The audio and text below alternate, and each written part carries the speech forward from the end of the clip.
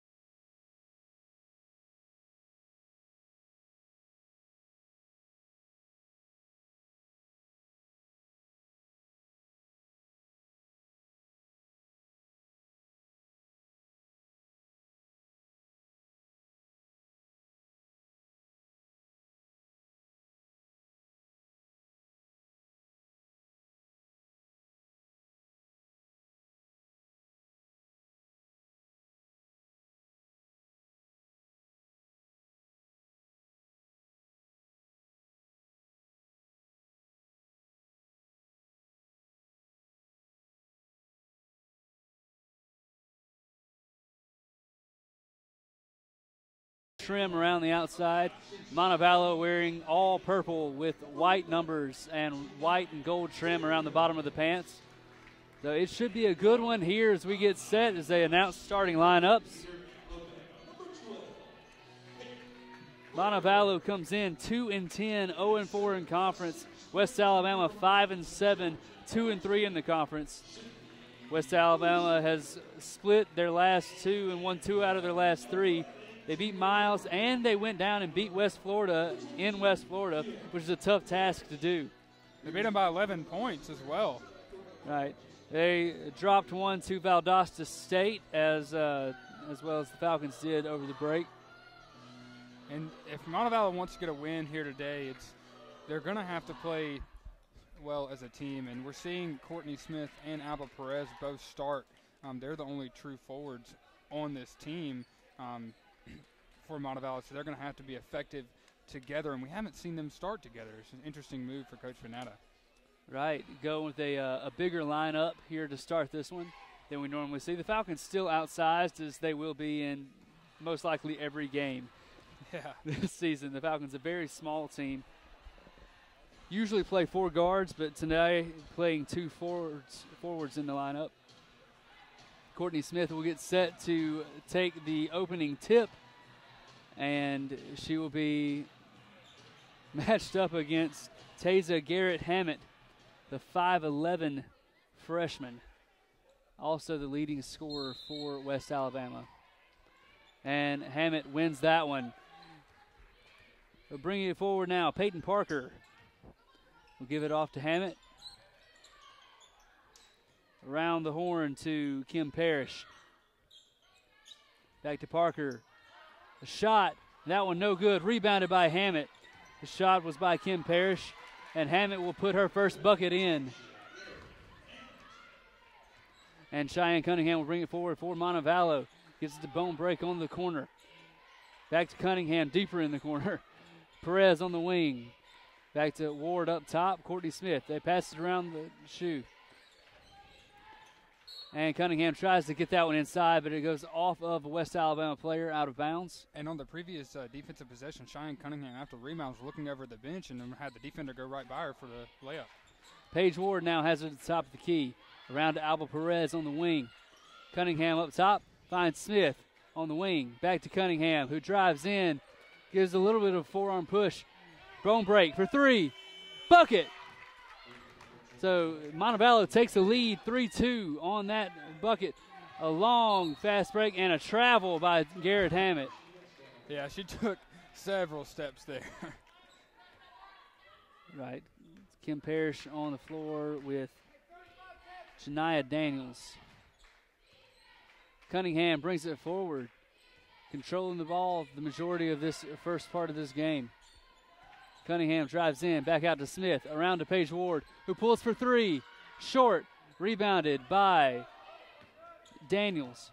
We give it to Parrish, who pulls up for the easy 2, knocks it down, 4-3, West Alabama. Cunningham brings it forward quickly. She'll go in, right hand blocked by Hammett. Out of bounds.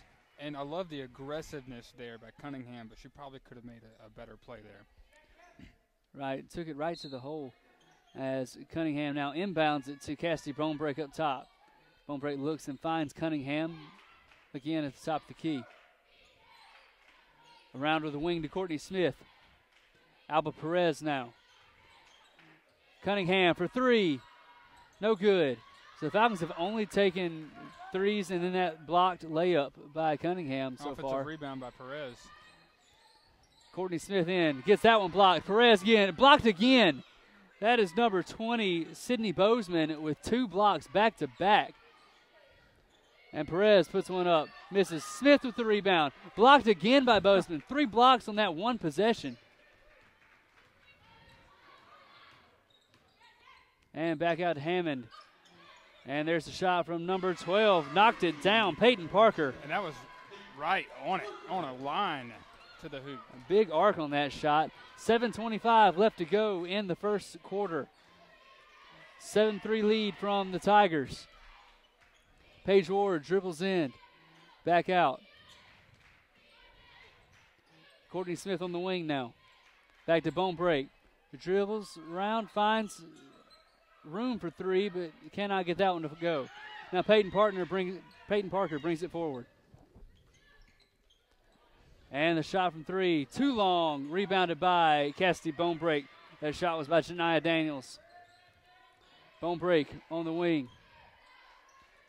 Cunningham up top, around to Paige Ward. Ward, jab step, finds Courtney Smith up top, who goes in and finds Ward, steps back from the corner. Too strong, rebounded by Sydney Bozeman. And Peyton Parker now brings it forward. Shania Daniels inside to Garrett Hammond, and she is fouled and puts it in. Fantastic pass there by Shania Daniels to set up the and one.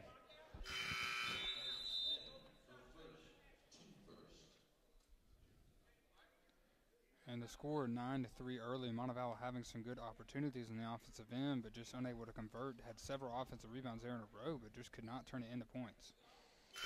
And Garrett Hammond knocks that one down, 10-3. She has 5 points now. And she will check out along with Janiah Daniels. And checking in is going to be number 10, Marianne Ward, and number 5, Elaine Field. Courtney Smith finds bone break up top. Dribbles in, back out to Cunningham. Goes in, out. Courtney Smith for 3 now.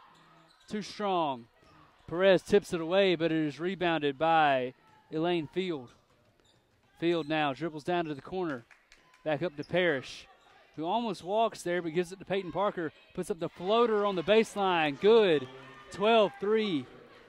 5:52 left to go in the first quarter. Nobody there to rebound. And Coach Van Atta gets a timeout as nobody was there to take the inbound pass from Cheyenne Cunningham. Wow. That is so a huge gets a mental 30 mistake to start the game. Like, just no one – everyone was on the other side of the court, or other side of the court. I mean, right, Paige media Ward's your timeout. Point guard. I don't understand why she wasn't there to bring the ball in. Yeah, normally there's plenty of people there to take the ball. Yeah, so a media timeout here with 5:49 left, as the first timeout will draw out to a media timeout. But what are you seeing here early, Wyatt? We're missing shots. I mean, Montevallo's getting to the basket. Just can't convert it into points. Playing pretty well on the defensive end, forcing, Peyton Parker. She's wanted to take some shots, and they haven't been there to force her to do something else. Same with Garrett Hammond. We haven't really seen her get involved. She's on the bench at the moment, but just got to turn these shots into points. Right. So West Alabama leading 12-3 here early with 5:49 left to go in the first quarter. As it gets set to restart play, Falcons will come out with the same 5. And West Alabama comes out with the same 5 they left with, which is Elaine Field, Peyton Parker, Kim Parrish, Sydney Bozeman,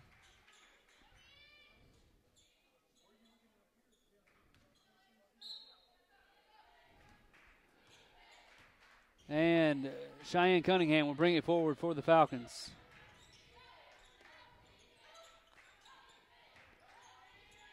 Bone break up top. Looking inside, Perez calling for it, but really covered up. Courtney Smith back to Perez, who goes baseline, goes up, knocks it in, and it's a blocking foul, so she will go to the line. Great aggressiveness there by Alba Perez to attack the basket and get the bucket and the foul.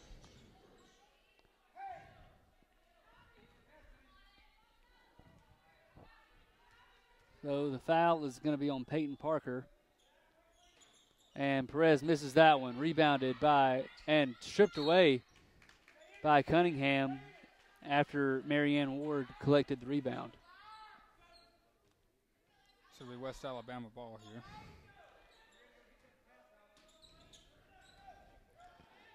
Parker forward to Parrish.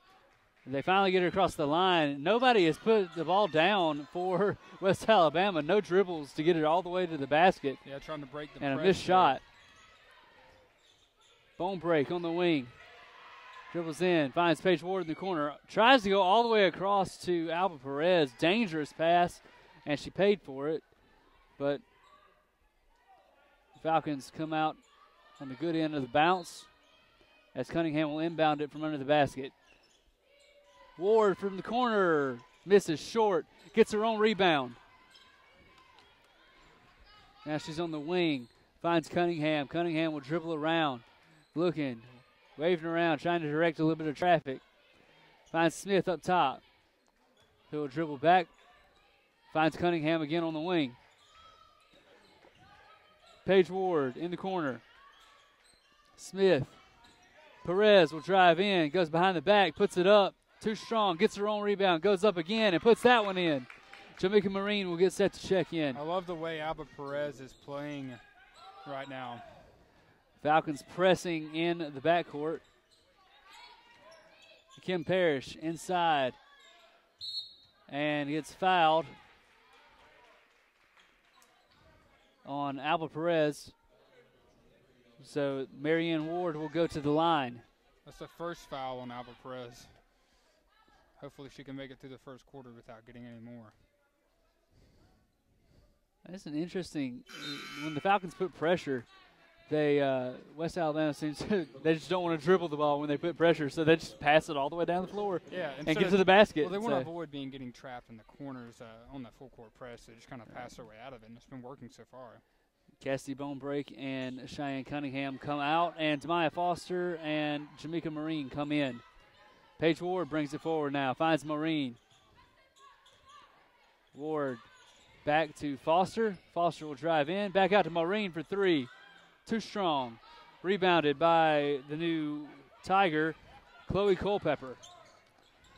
Culpepper 6'3", and fouled on the three attempt as Tamaya Foster closed out a little too strong right there. As Morgan Sams will draw that foul. You can so she will shoot three. Foul a three-point shooter. 14-7. And she makes the first one. 15-7 with 3:57 left to go.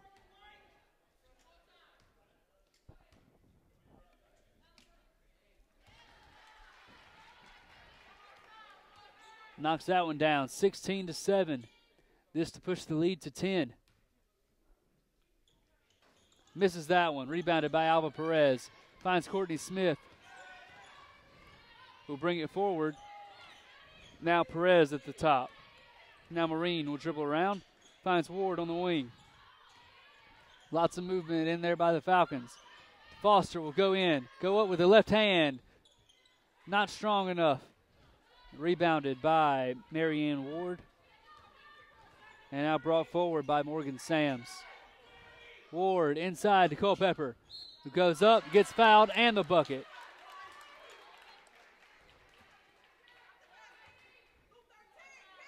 So Courtney Smith will collect her second foul, and Bonebreak will get set to. Bonebreak will check in for Paige Ward, and Deasia Marsh looks like she will check in for Courtney Smith. So 18-7. Chance to push it to 19 for Chloe Culpepper.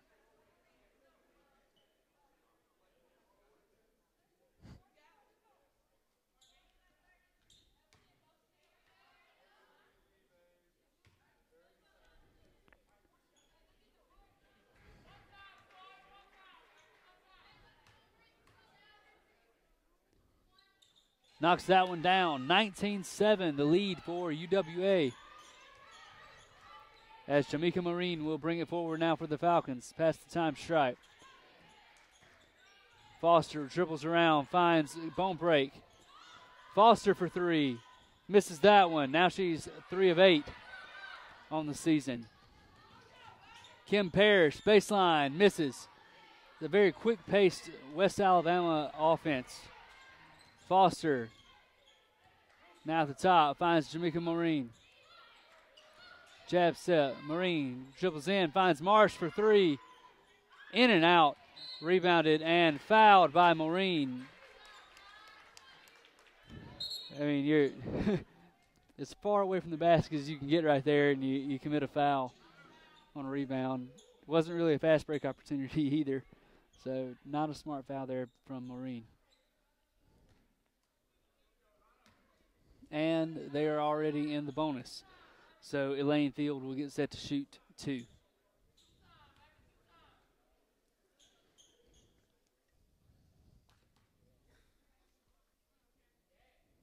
Knocks that one down. 20-7. 2:46 left to go in the first quarter.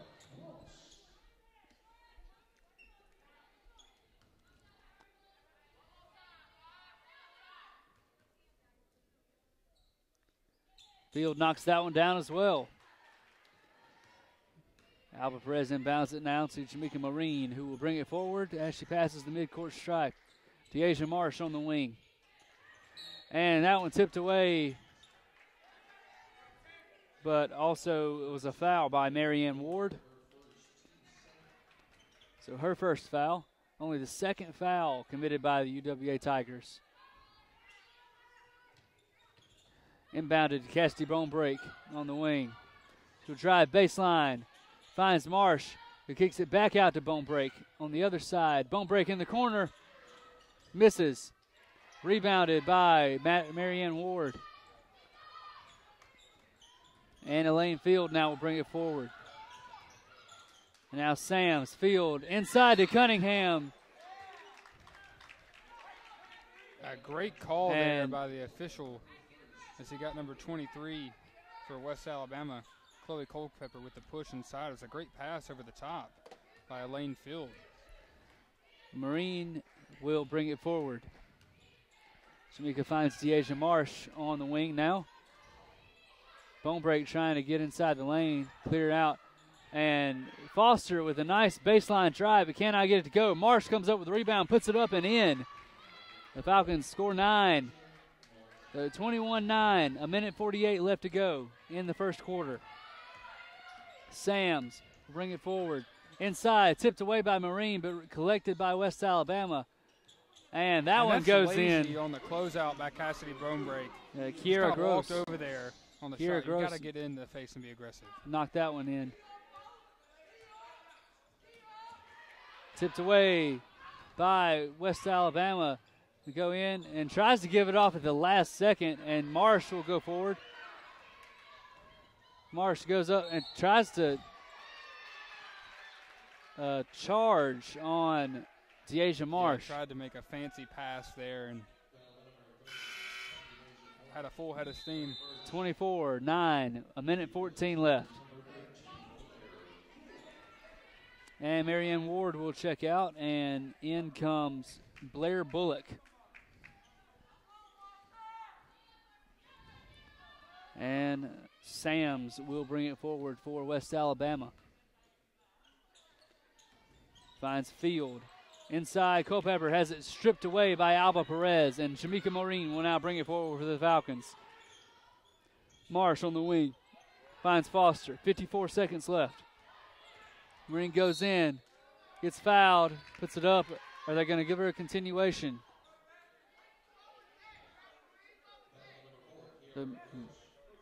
They're going to count it. So made basket, and one for Jamaica Maureen. And what a fantastic play that was.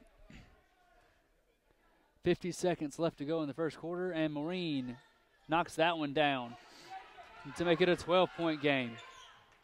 Forward, Marsh falls down. Inside, Field, nobody around her. Easy bucket for UWA. Now Maureen will bring it forward.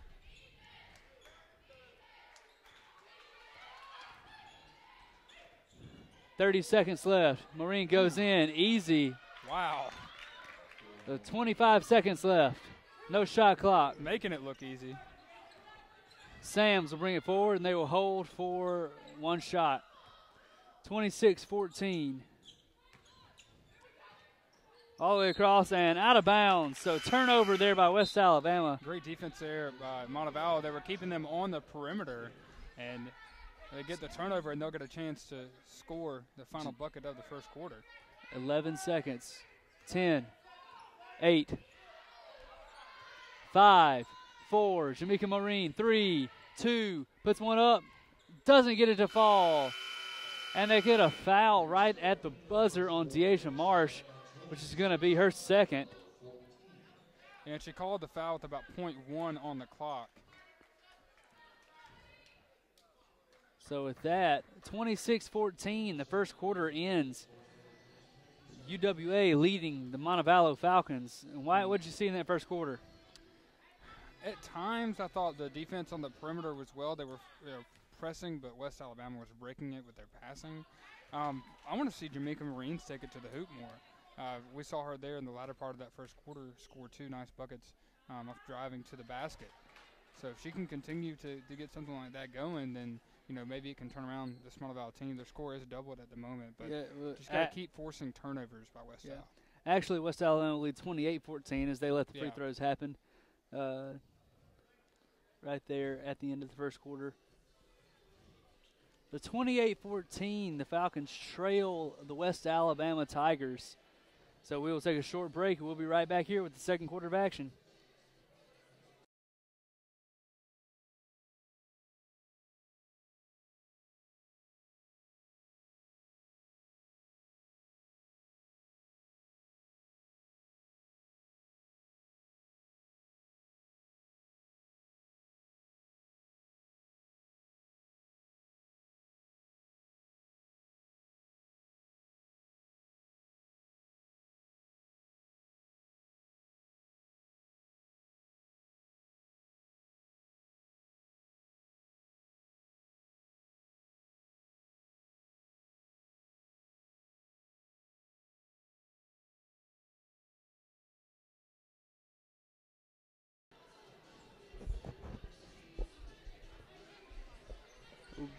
Back at Pruitt Hall, Austin Gates along with Wyatt Hall as the Montevallo Falcons will start off with possession in this second quarter as they trail 28-14. Maureen, the bone break on the corner, who dribbled around the wing. Maureen with her left hand finds Perez. Perez cuts inside but is not open. Paige Ward around to Demaya Foster, who goes baseline. Foul on the baseline on Kiera Gross.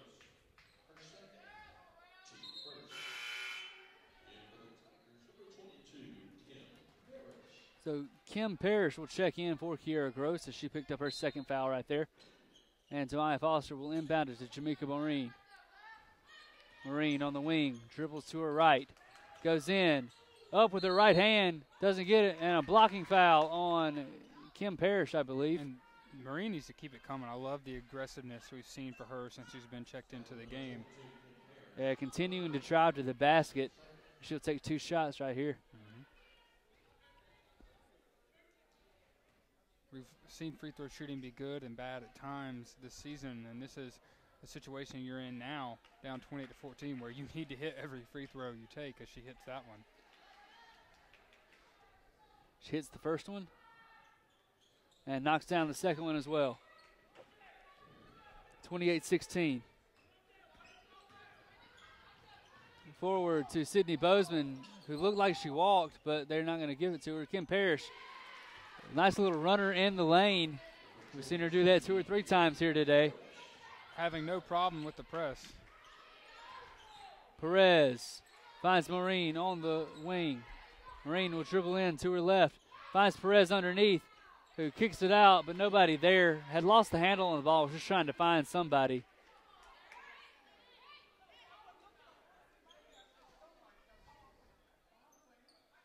The 30-16 with 9:04 left to go in the second quarter.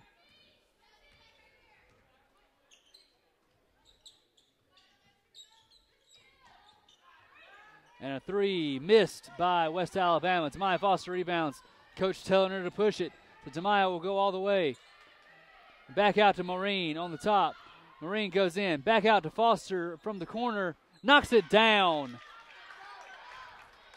So 30-19 as Montevallo cuts the lead to 11. I'll bring it forward. Sydney Bozeman now inside to Kim Parrish. Nobody there defending her, so easy lay-in for her, 32-19. 8:20 left to go in the first half. Demaya Foster on baseline, gives up. So Paige Parker will bring it forward. And a missed reverse layup there by Janiah Daniels. Paige Ward would bring it forward for the Falcons. Perez, Maureen for three on the wing. Cannot get it. Paige Ward with the rebound. Back out to Cassidy Bone break. Maureen on the wing. Bone break for three. Knocks it down. Wow. So a 10-point lead now as the Falcons cut into this deficit. And Bone break is 2 of 4 from beyond the arc today. Daniels inside to Kim Parrish. Kim Parrish puts one up and knocks it down. I don't think she's missed today.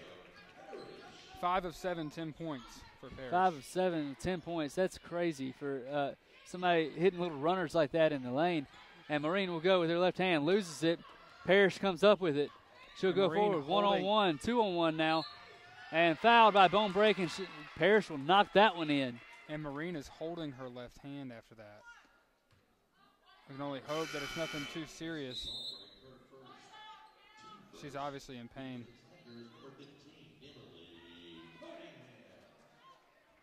So Cheyenne Cunningham will check in, and Allison Latch will get her first action.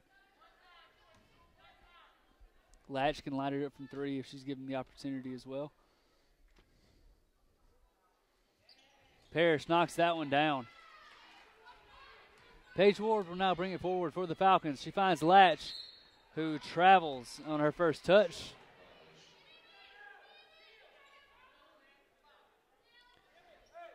Falcons will press.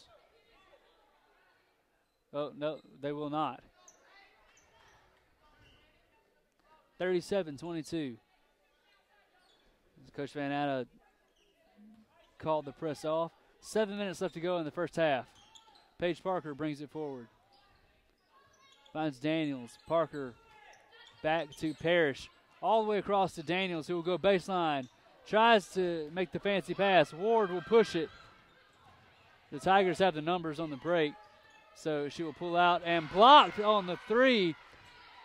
The much taller player, Cassie Bonebreak, was blocked. And it's going to be West Alabama ball. There. Yeah, Paige Ward just did get away with the travel. Yeah. 37-22, anyway. yeah. And Paige Parker will bring it forward for West Alabama. Parrish finds Daniels inside to Bozeman. Parrish misses that one from 3. Bozeman with the rebound, puts it up and in. 39-22. Timeout, West Alabama. So 6:21, and this one's going to be a media timeout. Wyatt, what have you seen so far in the second quarter? Well, they decided to switch strategies and not go with the press anymore. And when the first couple possessions, when they did that, they were forcing turnovers by West Al. And then on the other end, Montevallo just cannot capitalize on turnovers by West Alabama. I mean, you've got to turn that into a point if you're going to cut into this lead. It's 39-22. And, you know, there's been some bright spots offensively for Montevallo. Cassidy Bonebreak at times, Jamaica Marine, but you've got to be consistent. You've got to turn these turnovers into points. And, you know, when you go down there and just fall down and throw it out of bounds like Paige Ward just did and turn the ball over, that's not going to cut into this deficit. Right. Yeah, it's a 39-22 with 6:21 left to go in the first half. 11 points from Kim Parrish for West Alabama will lead all scorers. 6 points for Cassidy Bonebreak. 7 for Jamaica Marine, who leads the Falcons.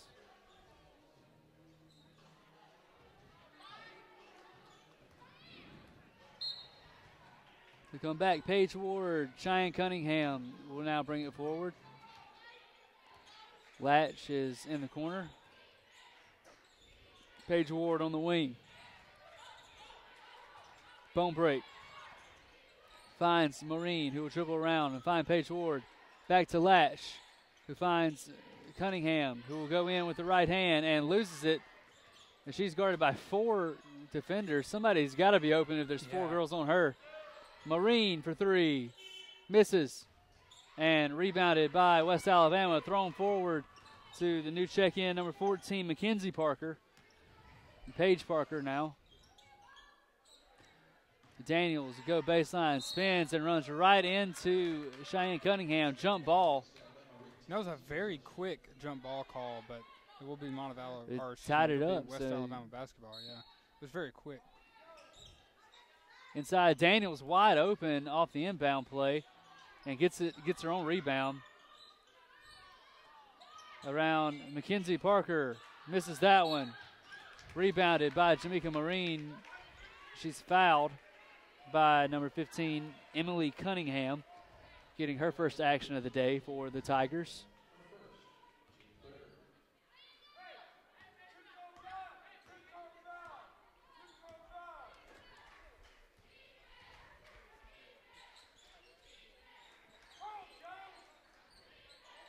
Cunningham will now dribble around. Paige Ward on the wing. Ward dribbles in.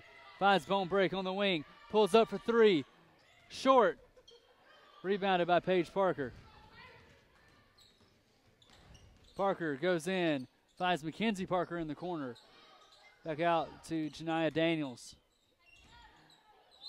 And a walk there by number 20, Sydney Bozeman. Call by the officials there.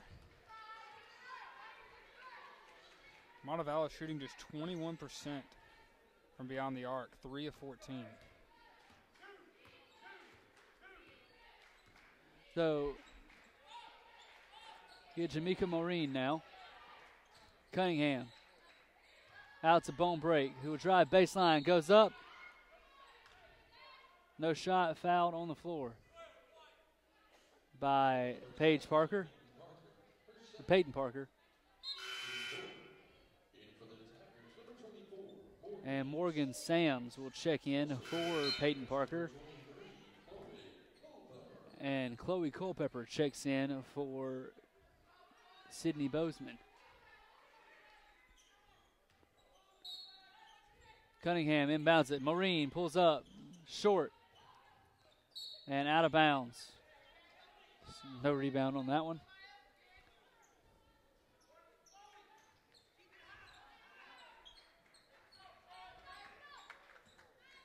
Oh, Morgan Sams will bring it forward for West Alabama. She finds Janiah Daniels across. Morgan Sams inside. Back out. Allison Latch knocks it away, and Jamaica Maureen comes up with it on the top. Maureen goes, finds Ward in the corner. Ward short, airballed it. Back Cunningham now, or Culpepper, forward to Daniels. Mackenzie Parker puts it up, easy bucket. And they go back to the full court press, and again, West Alabama breaks it. Whenever they've gone to the full court press, it seems like West Alabama comes up with easy buckets. Mm-hmm. So, hasn't worked so far. 41-22 with 3:43 left to go in the first half. Rebounded there by Janiah Daniels, as that was a missed shot for the Falcons. Morgan Sams, deep two. Can I get it to go? And out off of Culpepper.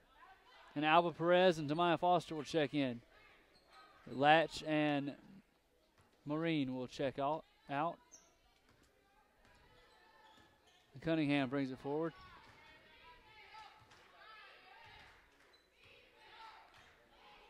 Cunningham on top. Finds Ward.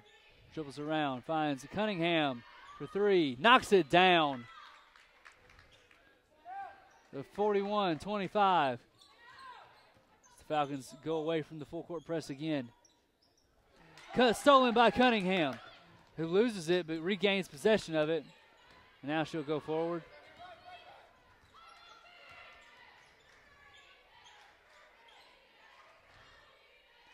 Ward finds Perez. Foster gives it to Cunningham, who loses it. Still going to be Montevallo ball as it went off of number 15, Emily Cunningham. And Latch will check back in for Cassidy Bonebreak.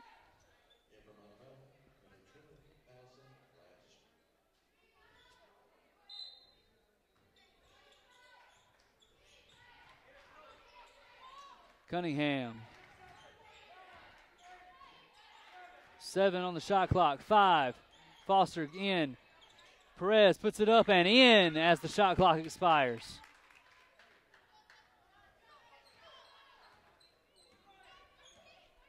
The 2:27 left to go. 41-27. West Alabama leads. Give it to Field. He gives it back to Sams. All the way across the field for three. Misses that one. Rebounded by Allison Lash. Push it forward. Demaya Foster goes up with her left hand. And a charge on Demaya Foster. Again, I love the aggressiveness, but you got to be more controlled. So second foul on Demaya Foster. 2:08 left to go in the first half. Falcons trail 41-27.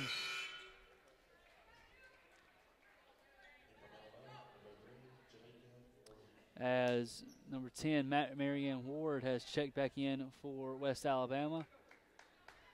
Cassidy Bonebreak has checked back in for the Falcons, as Cunningham has come off. Sams will dribble to her right. Finds Field. Sams for three. Rims out. Rebounded by Alva Perez. Perez gives it to Ward. Ward will push forward. Finds Bonebreak for three. Off the back iron. Rebounded by Ward. And Mackenzie Parker knocks it down from three. Wow. 44-27. And Paige Ward will bring it forward. Finds Allison Latch. Jamaica Maureen. Perez on the wing. Inside, tipped away, stolen by West Alabama. And an unevaded break. Field. Nice job. Nice pump fake there to get Alba Perez jumping, and she will make that easy layup. 46-27 here with a minute left to go in the first half. Maureen, as the Falcons slow it down. Perez sets the pick on Mackenzie Parker. Ward. Perez at the top. Finds Latch in the corner. Latch throws it in and it is knocked away by West Alabama. 46-27. Montevallo trails. Latch will inbound it. 11 seconds on the shot clock. And she inbounds it, and it's knocked away. So 10 seconds on the shot clock now as the Falcons will inbound it again.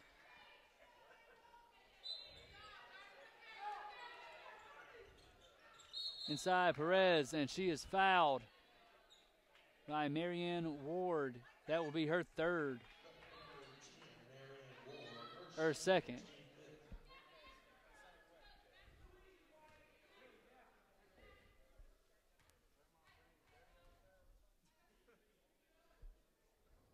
.3, and Alba Perez knocks that one down.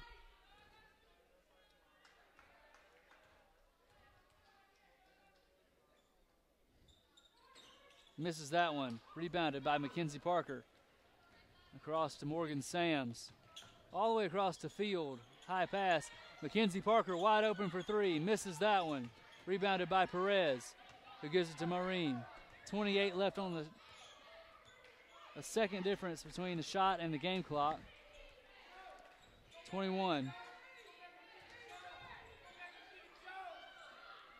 Puts it up and misses it, and foul by Alba Perez. 15.4 left, 46-28. So that is going to be Alba Perez's second.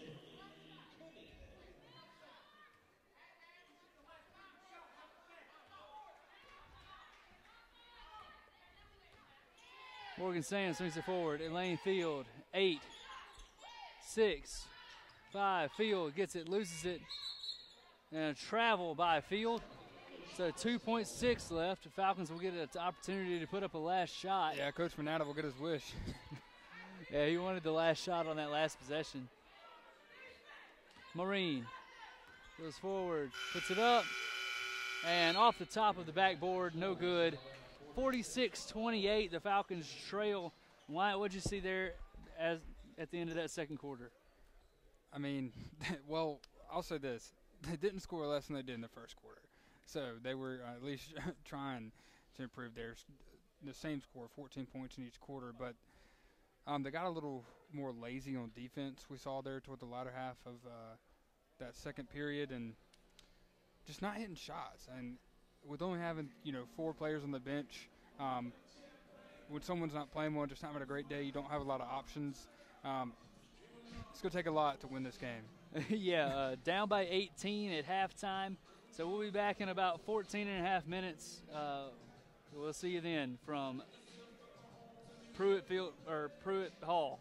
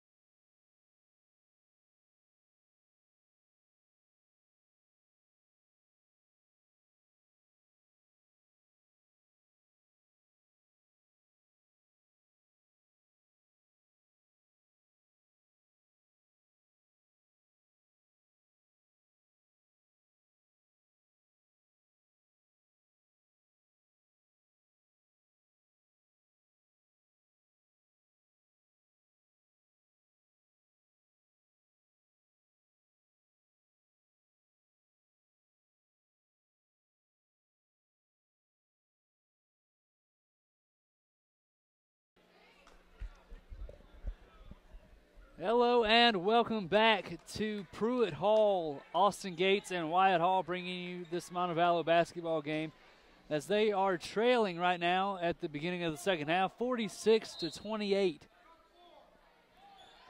And Cheyenne Cunningham will get the inbound pass to start off this second half, and Cassidy Bonebreak will dribble it around the top. Cunningham looking, finds Bonebreak on the wing. Paige Ward in the corner.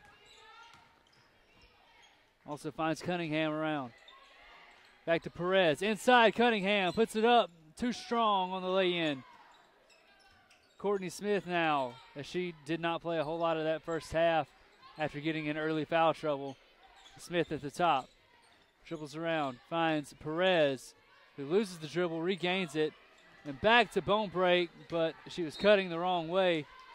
So Falcons' first possession goes for naught. Starting off well, moving the ball, but then the turnover, just like we saw in the first half.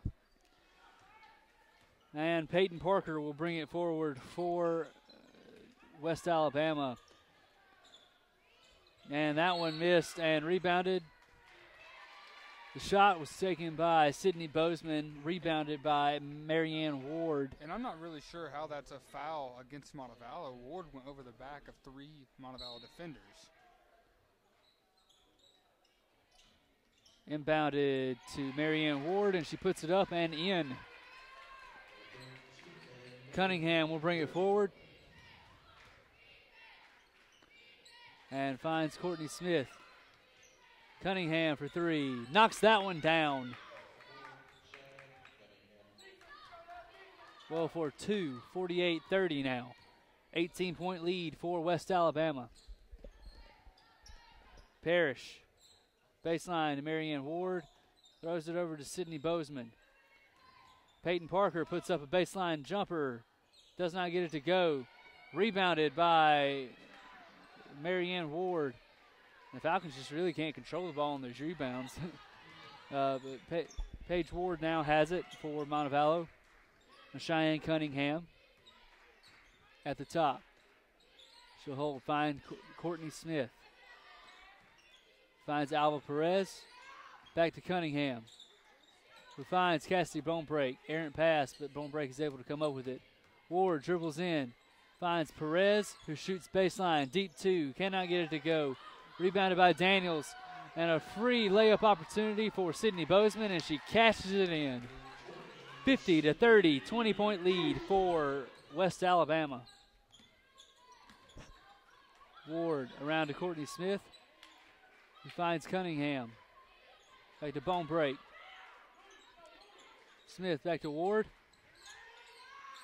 Side knocked away by Kim Parrish.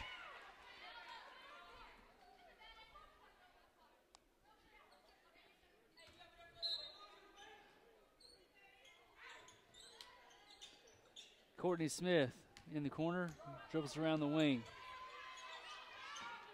And an errant pass. It's going to go out of bounds. 7:27 left to go in the third quarter.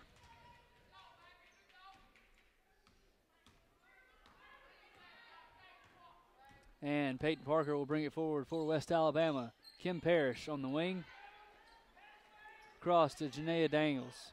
Inside, Sydney Bozeman. Back out to the corner. Around to the top. To the other wing. Daniels from the wing for 3. Knocks it down. 53-30. 23-point lead for West Alabama. Cunningham goes up. Gets that one blocked away. It's going to be West Alabama basketball.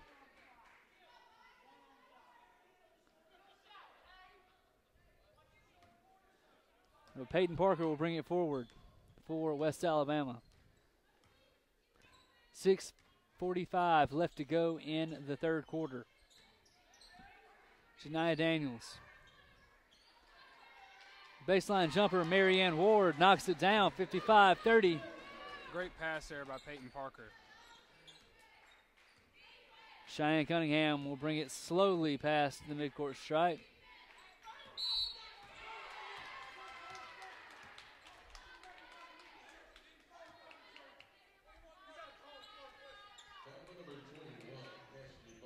So Cassidy Bonebreak will get called for the offensive foul after she was grabbed and pushed back.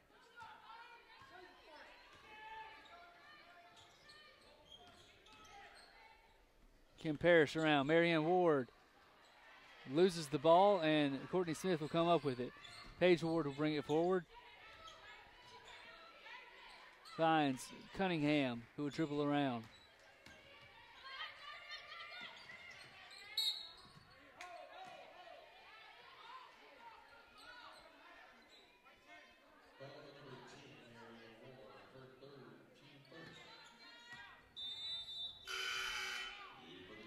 And checking in for the Tigers with her first, Jenna Bradbury will get her first action,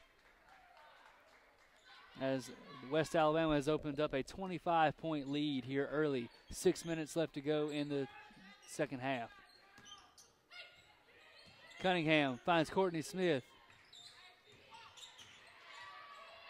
Out to Cunningham. Dribbles in, back out to Alba Perez.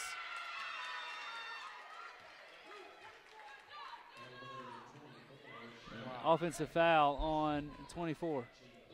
Cheyenne Cunningham. Their heads are just not in this game. A lot of mental errors as Cheyenne Cunningham makes one there. Knocked away. Bone break. Gives it forward to Ward, who goes up and too strong. Parrish now. Inside, Peyton Parker puts it up and in. Easy bucket there for West Alabama. And Montevallo was just caught in the 2-on-1. 57-30. 5:18 left to go in the third quarter. Cunningham puts up a deep two and knocks it down. 57-32. Forward, Kim Parrish, and travel on Kim Parrish.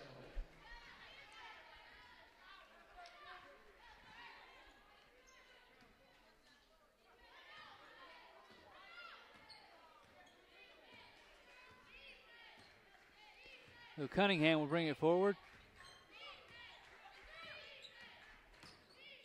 Cunningham back to Courtney Smith. Finds Bone Break, who pulls up for three. Off the back iron. Foul on Sydney Bozeman. Media timeout. Under 4. So we'll take a short break with them. The Falcons trailing 57-32.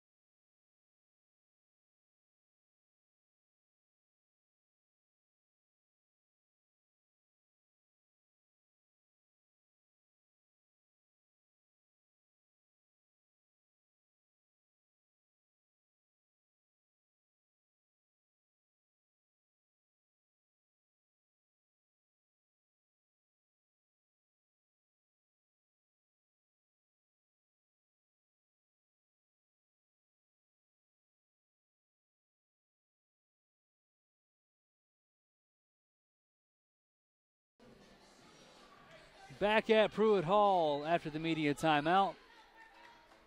4:45 left to go in the third quarter. The Falcons trail 57-32. And Demaya Foster will inbound it. And she inbounded it to Perez, but Perez couldn't quite get a handle on it, but Foster wound up with it. Foster on the wing.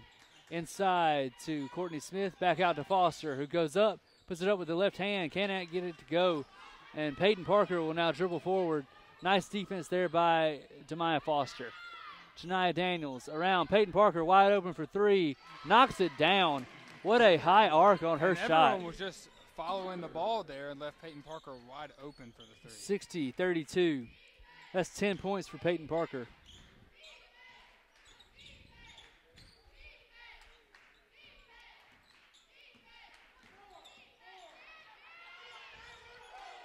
Courtney Smith now gives it to Foster, who goes up baseline and gets fouled on the shot. So Foster will shoot two. Yeah, Parker is perfect from beyond the arc today. 2 of 2 and 4 of 5 from the field with 10 points.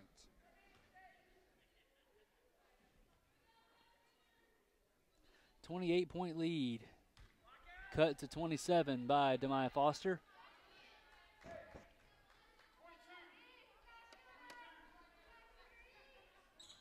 Knocks that one down as well. 60-34, Montevallo trails. Peyton Parker. Cy Cunningham, or Culpepper, has it now for UWA. Daniels across the field. Field gives it to Peyton Parker, who shoots up another three and knocks that one down as well. 3 for 3 from beyond the arc. She has on her three is ridiculous. Mackenzie Parker is also shooting very well from the line. Number 14.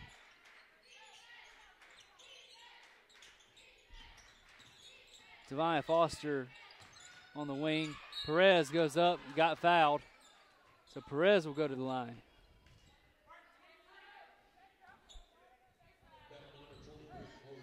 $29-point lead.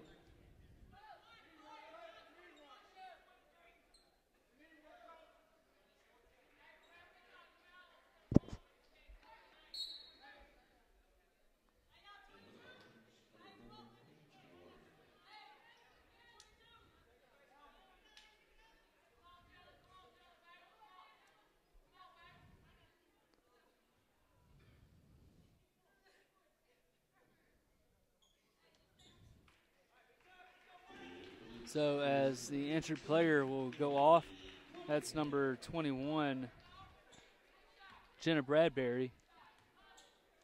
He didn't play until the second half. I'm not sure what the injury is there, but hopefully she's okay. Looked almost like a foot injury as Perez hit the first one. And misses the second one. Foster came up with the rebound, but then had it ripped away. And it's going to be Montevallo ball as Maureen tipped it off a field. And Montevallo is shooting just 6 of 11 from the field, or from free throw today, while West Alabama's 11 of 12 at 92%. Paige Ward gives it to Jamaica Maureen. Maureen at the top of the key. Goes in. Gives it to Maya Foster. Foster goes in. Out to Bone Break for 3. Knocks it down. 63-37. UWA still leads. Field. Inside. Back out to Daniels. Inside to Culpepper. From the free throw line. Knocked down by Emily Cunningham. And now Paige Ward will bring it forward. 65-37, 2:28 left to go in the third quarter. Maureen will bring it forward. Has it on the wing.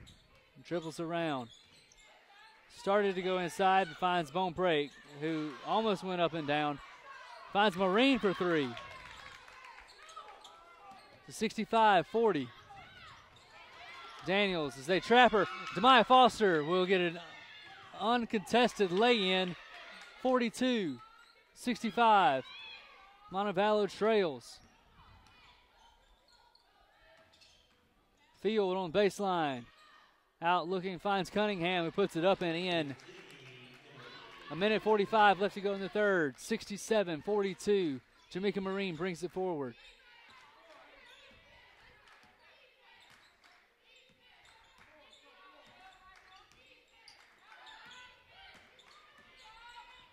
Bone Break, finds Maureen. Drive to her right, then cut back left. Goes up, puts it off back iron. Rebounded by UWA. Cunningham gives it off to Peyton Parker. Parker brings it forward, finds Field on the wing. Field gives it to Daniels. To Parker. Cunningham puts it up, cannot get it to go. Air ball. Foster will push forward. A blocking foul on West Isle.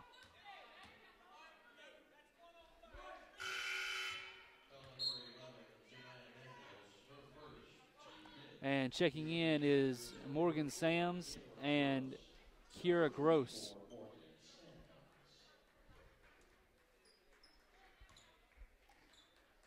field, and Parker will come off. Misses that one, does Foster.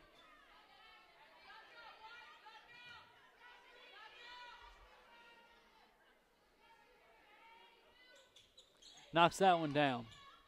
67-43. Gross, forward. Sams. Cut off by Alba Perez.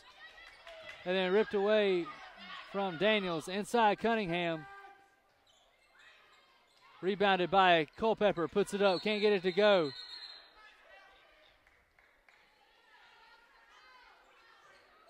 Perez will get called for a hold. Yeah, soft foul there. 39.7 left to go in the third. That's the third personal foul on Alba Perez.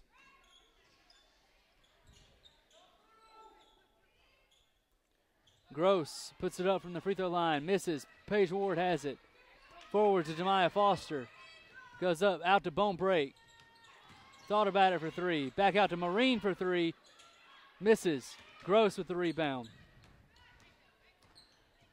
Inside to Culpepper. And knocks that one down for Cunningham. And that one on the floor, Marine has it. 11 seconds left. 10, 9 as Marine brings it past the time strike. 5 on the clock. Goes in, pulls up for a deep two, knocks it down as time will expire in the third quarter. 69-45. Montevallo trails in this one. Wyatt, what'd you see? Well, Marine took the last shot and made it.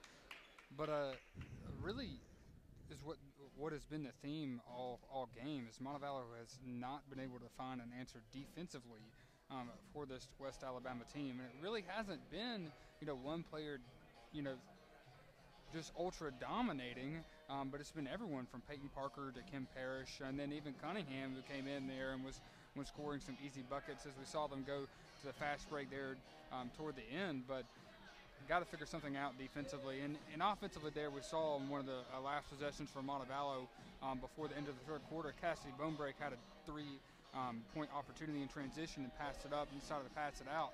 I know you don't want to be a selfish player, but with the way that she shoots, you got to shoot that in transition. Alba Perez only has 3 fouls, even though it says she has 4 on the stat sheet right now. But they'll get that fixed. Still, having 3 fouls is kind of worrisome if you're Coach Fanata, because if you're going to try and make some miracle comeback here in the fourth quarter of this game, Alba Perez is going to have to be at the front and center of that. She is your leading rebounder. The 69-45 as we get set to start the fourth quarter. And Morgan Sams will bring it forward for West Alabama.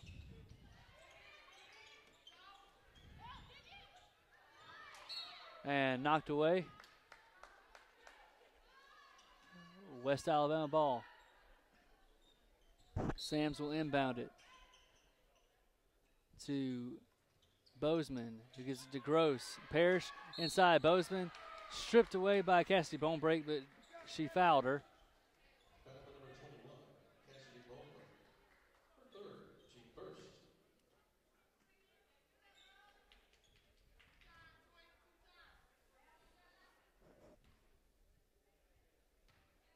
Bozeman will shoot from the line and makes that one. West Alabama has been very impressive from the line so far tonight. Only 1 free throw missed all game. And there's the second. It always seems to happen like that. As we say it, something happens. Foster will drive in for the Falcons, puts it up. It was blocked or tipped. And that's just desperation basketball there. It's a 1-on-3 situation. Foster has no business driving that to the basket, and it results in a turnover. Morgan Sams has it for West Alabama. The Falcons, a soft press, and Gross walked before she let the ball go right there. So Montevallo ball, 70-45, with 9:31 left to go in the game.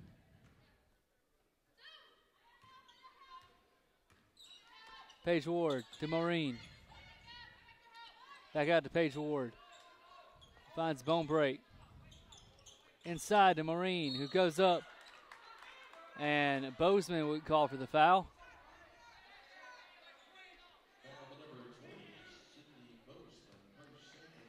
That's only her second foul.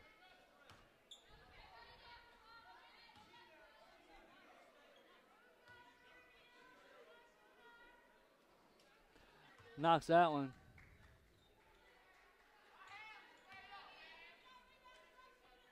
(70-46) and 70-47 as she knocks that one down. Marine is 5 of 6 from the line tonight.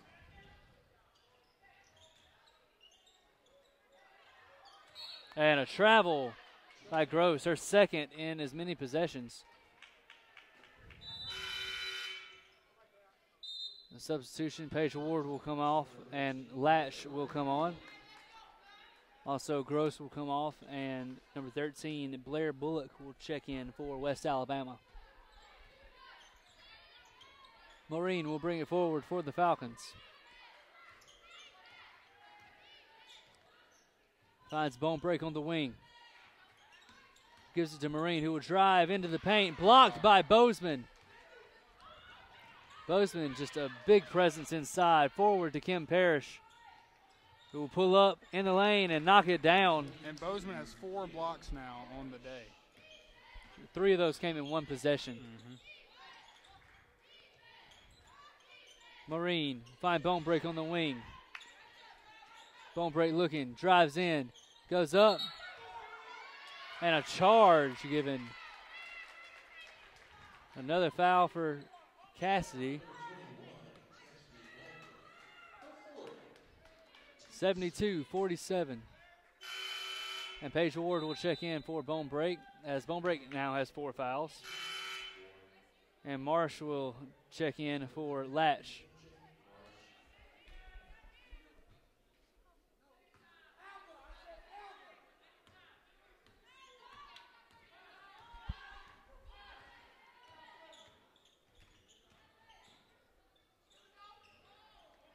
Bozeman. Bozeman pulls up, long 2, misses that one. Marsh rebounds it and will bring it forward. Finds Maureen.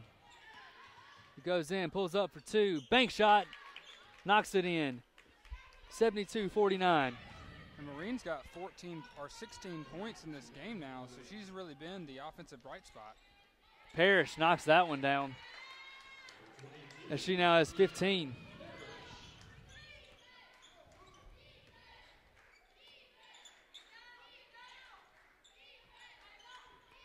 Marsh gives it to Perez. Ward on the corner. Marine now has it at the top. She'll go to her right. Loses the ball, regains it, and lost it, and Demaya Foster cannot save the ball. Now Latch will come off for Alba Perez. Substitution mixed up that last time, is when Deasia Marsh came in, she called Allie.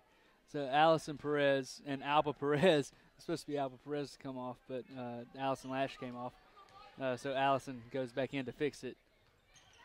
Left her feet right there. Mistake by Allison Latch, and easy bucket there for Cunningham. And now Jamaica Marine will check in. No, I will bring it forward. Latch finds Foster. Gives it back to Latch for 3. Misses that one. Rebounded by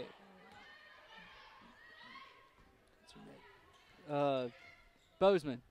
And Parrish puts it up, misses that one. Bozeman with the rebound and puts it up and misses that one as well. And the rebound rattles around and comes out on Paige Ward. Foster puts it up, misses. Rebounded, Cunningham.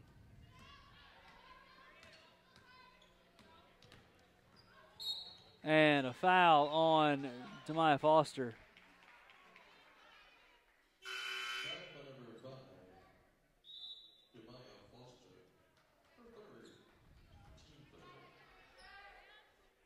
(76-49) with 6:23 left to go in the game.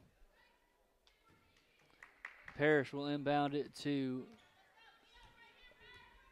Morgan Sams. Sams at the top of the key. Goes around, finds Mackenzie Parker in the corner. Out, and Sams being pressured by Cheyenne Cunningham. Inside, and there's a foul on Deasia Marsh.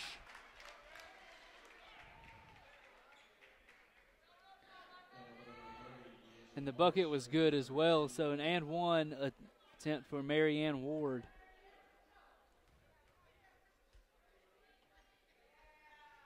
And Knocks West that one down. Alabama is on a 7-0 run at the moment. Has scored 7 points in the last minute and 47 getting tongue-tied, minute and 47 seconds.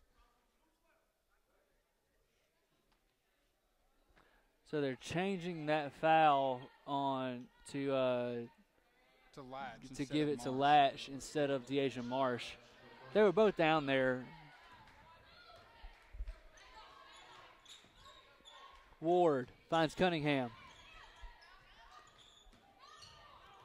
Marine puts it up, misses that one. Cunningham comes with the rebound. Tough rebound there by Cunningham. Marsh in the corner, back to Marine, who goes in, puts it up, and knocks it down. Jamaica Marine, 18 points. 79-51, Montevallo trails in this one. Inside, Cunningham comes up with it, and she'll push it forward. Goes up and is fouled by Sams. And that was the right play there. It's a 1-on-3 situation, but the other two Tigers were trailing, so she really didn't have an outlet to pass it out and just puts her head down and draws the foul. Field will check in for Parrish.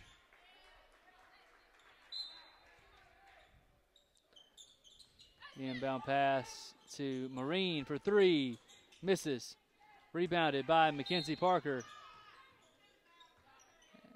And they're going to call Marine with a foul right there.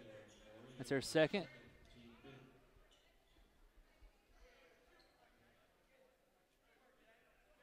And in the bonus, so they will shoot.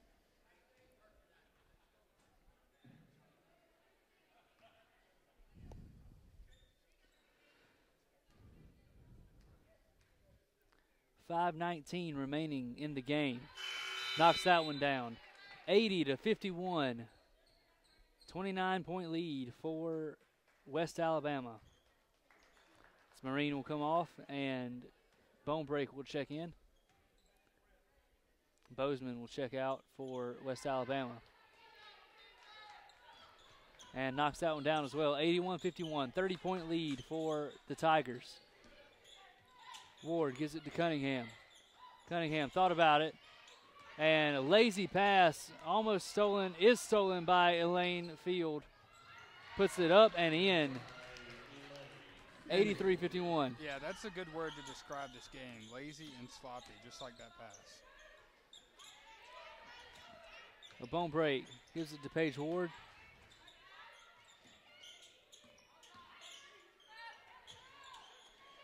The Bone Break. Step in. Puts it up, and with the foul.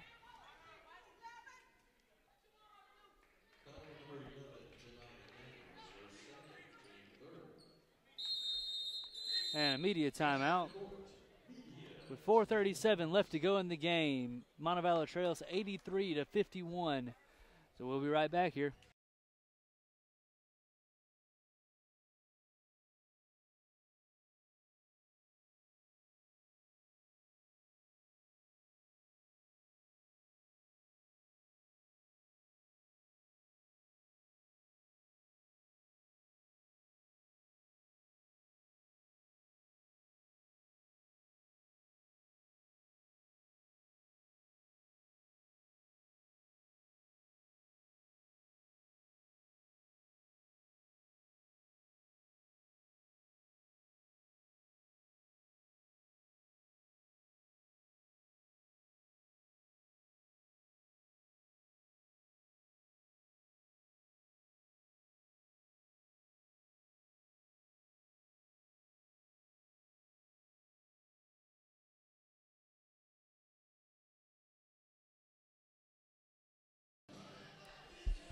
Back at Pruitt Hall, Montevallo trailing 83-51. And Cassidy Bonebreak set to shoot 2. And 18 points for Jamaica Marine today, but the only Falcon in double figures.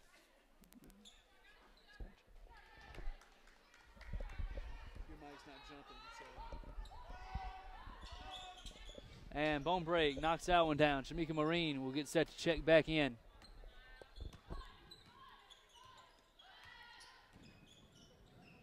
Peyton Parker gives it to Culpepper, who goes in, puts it up with the right hand, misses. Rebounded by Ward. Jump ball.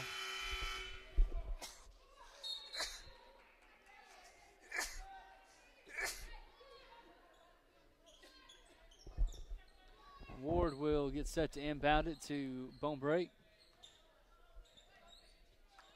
Bonebreak brings it forward.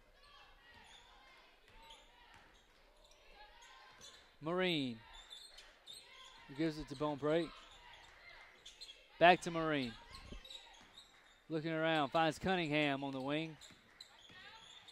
Cunningham goes in, puts it up, and knocks the shot down, gives her continuation. So Cunningham will shoot to finish. 83-54.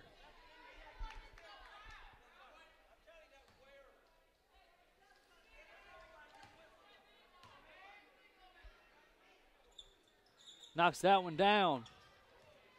4:06 left to go in the game. Peyton Parker will bring it forward. Parker finds Mackenzie Parker. Inside, tipped away by Montevallo. Cunningham gets it and will bring it forward. Finds Bonebreak. Thought about it, but Peyton Parker all up in her face. Ward will try to give it away, and it is taken away by Mackenzie Parker. Forward to Field, puts it up and in. 85-55, the Tigers lead. 3:30 left to go in the game. Bonebreak puts up a 3, does not get it to go. Field will bring it forward for West Alabama. Peyton Parker tries to go inside to Marianne Ward, but miscommunication there as she throws it out of bounds. The Cunningham will bring it forward for Montevallo. It finds Jamaica Marine. Marsh for 3. Knocks it down. 85-58. Peyton Parker will bring it forward for West Alabama.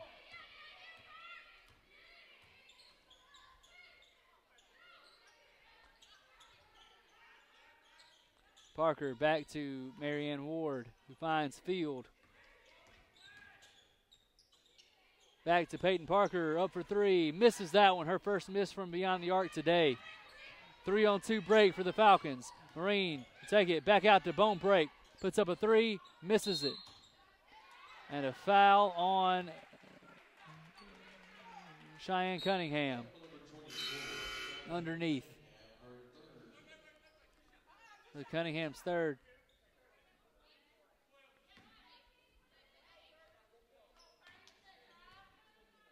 So Peyton Parker will get set to shoot 2. 2:28 left to go in the game.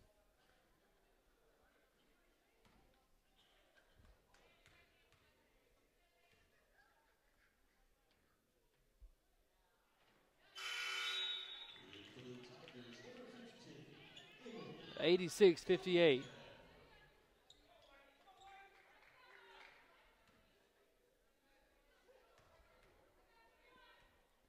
Foster checked in for Marsh.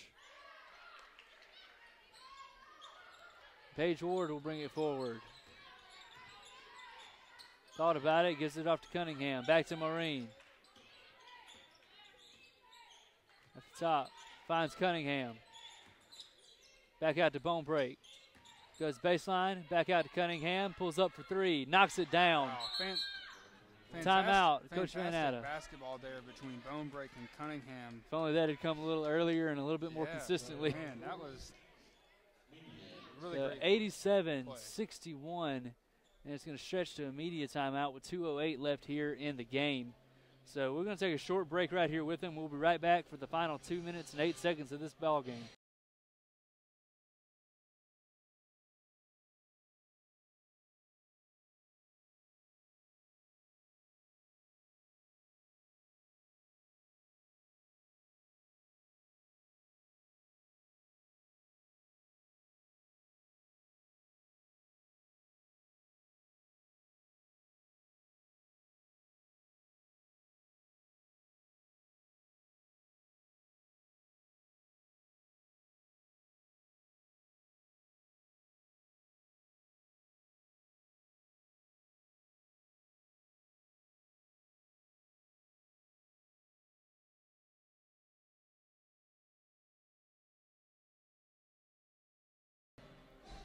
Back at Pruitt Hall. Austin Gates here. Montevallo actually shooting 35% now. That's a big improvement from 21% that they shot in the first half. 8 of 28 from beyond the arc for the Falcons. And Gross will inbound it to Peyton Parker for West Alabama. And she'll throw it forward to Gross. Goes forward. Tries to take it herself, puts it up off the front of the rim. Back to, and a made shot there by Marianne Ward. Great play there by Gross to keep it alive. Maureen finds Cunningham. Goes in and gets fouled by Gross. And we've talked today about the negative things with Montevallo, but I think we need to talk about how well West Alabama has done shooting 55% from the field and 35% from beyond the arc and 88% from the free throw line. They've not played like a 5-7 team. Yeah, they played a really great game today, hitting everything, and Montevallo has not played their best game today. Cunningham hits that one. 89-62, Montevallo trails. Knocks that one down as well. 89-63, and Peyton Parker loses it, but she regains control of it. Now Mackenzie Parker has it. Bone break guarding her. Mackenzie will pull up for two. Misses it. Ward thought she had it, but Marine takes it away from her.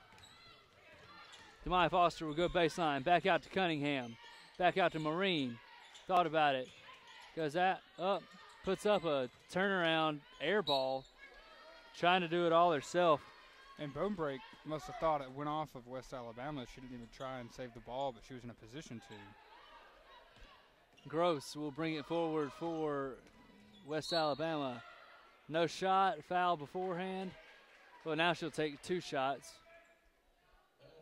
1:07 left to go in the game, 89-63.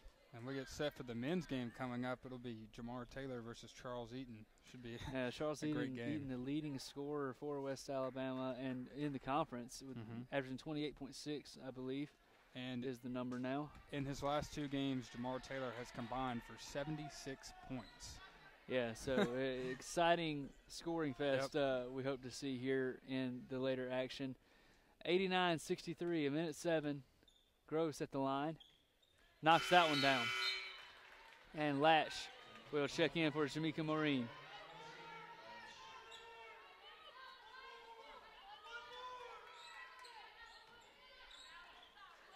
And Ward will bring it forward.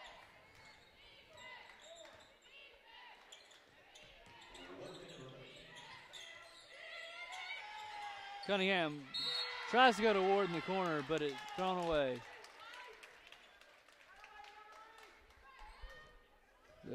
55 seconds left, 90-63. Gross will bring it forward. Tipped away by Cunningham.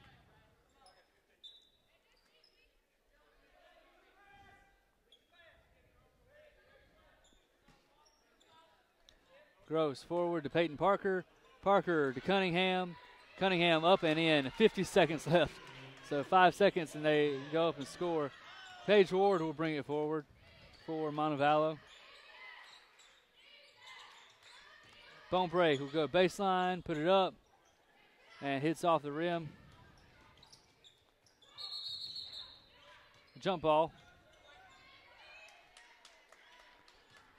And so it's going to be West Alabama possession on the jump ball, 34.6 left.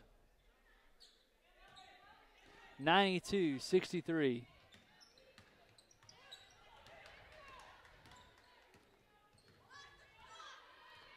Parker bring it forward. Gross on the wing. Another jump ball, and this one's going to be Montevallo. That's at least the third jump ball that Cheyenne Cunningham has caused today. 92-63, 21 left.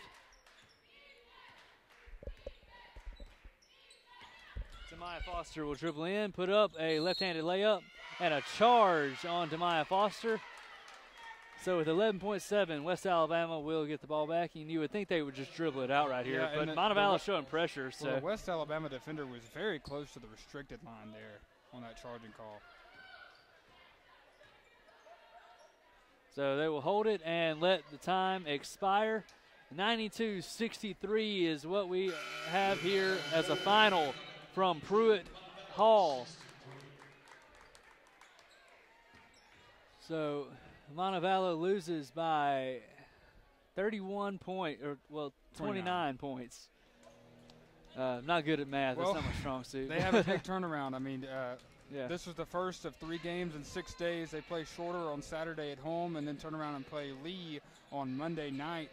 Be back with a 18-person team at home, so we'll see probably some more players play that played tonight, but I'm sure it's going to be a long bus ride back.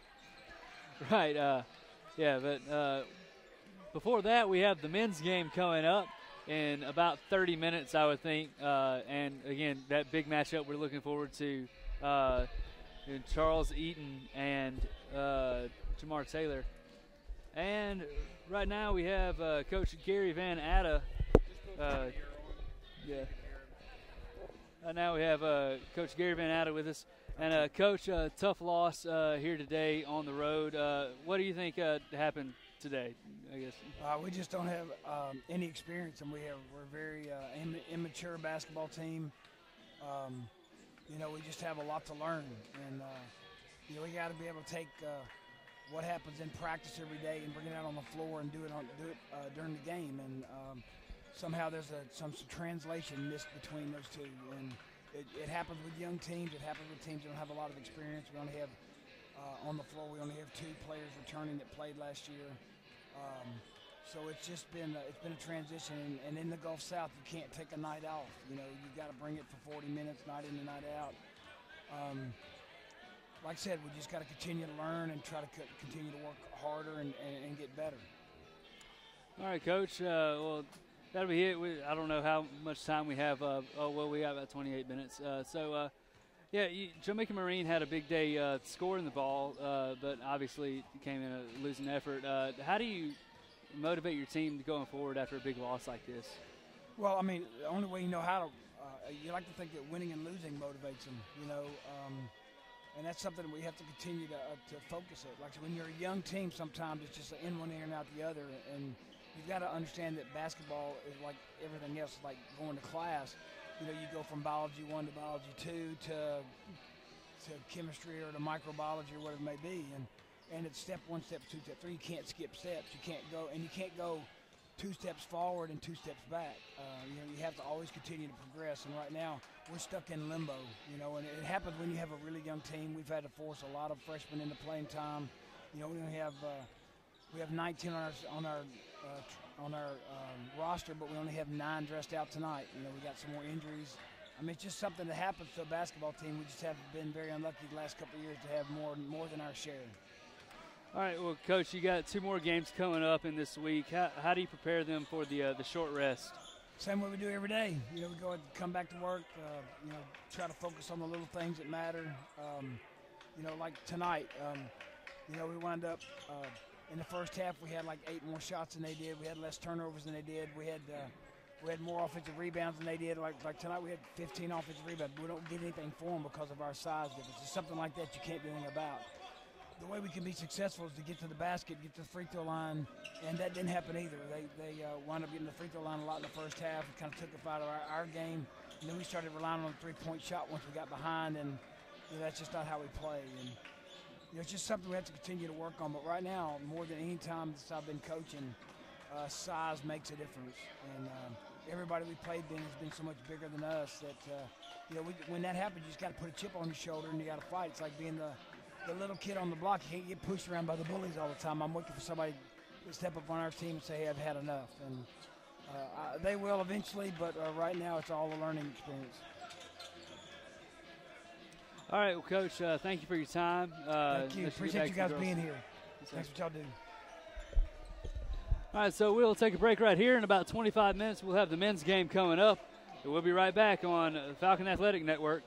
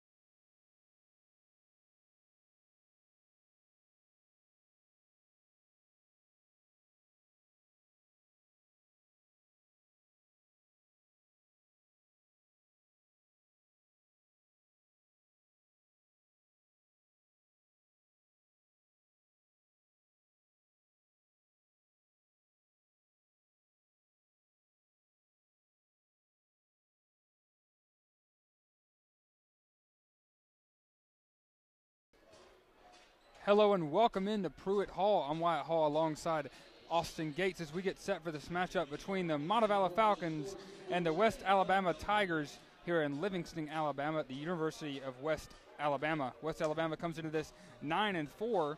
Montevallo is 6-7, looking to get back to 500 after dropping 2 tough Gulf South Conference games to Valdosta State, a triple overtime game, and then West Florida. It's the first game of the new year for Montevallo. And let's take a look at our starters. Chris Williams, Jamar Taylor, Deshaun Jones, Julio Guidi, and Jeremiah Curtis will be the starting 5 for Coach Danny Young's Falcons. And for West Alabama, it'll be Dominique Alexander, Sean Craney, Gavin Robinson, Josh Fleming, and the fantastic Charles Eaton. Yeah, Charles Eaton is really going to be the player the Falcons have to focus on trying to slow down. Don't let him beat you. When you have a player as dynamic as that and that it's leading the conference in scoring, I always say, whatever sport it is, you have a player that's that dynamic.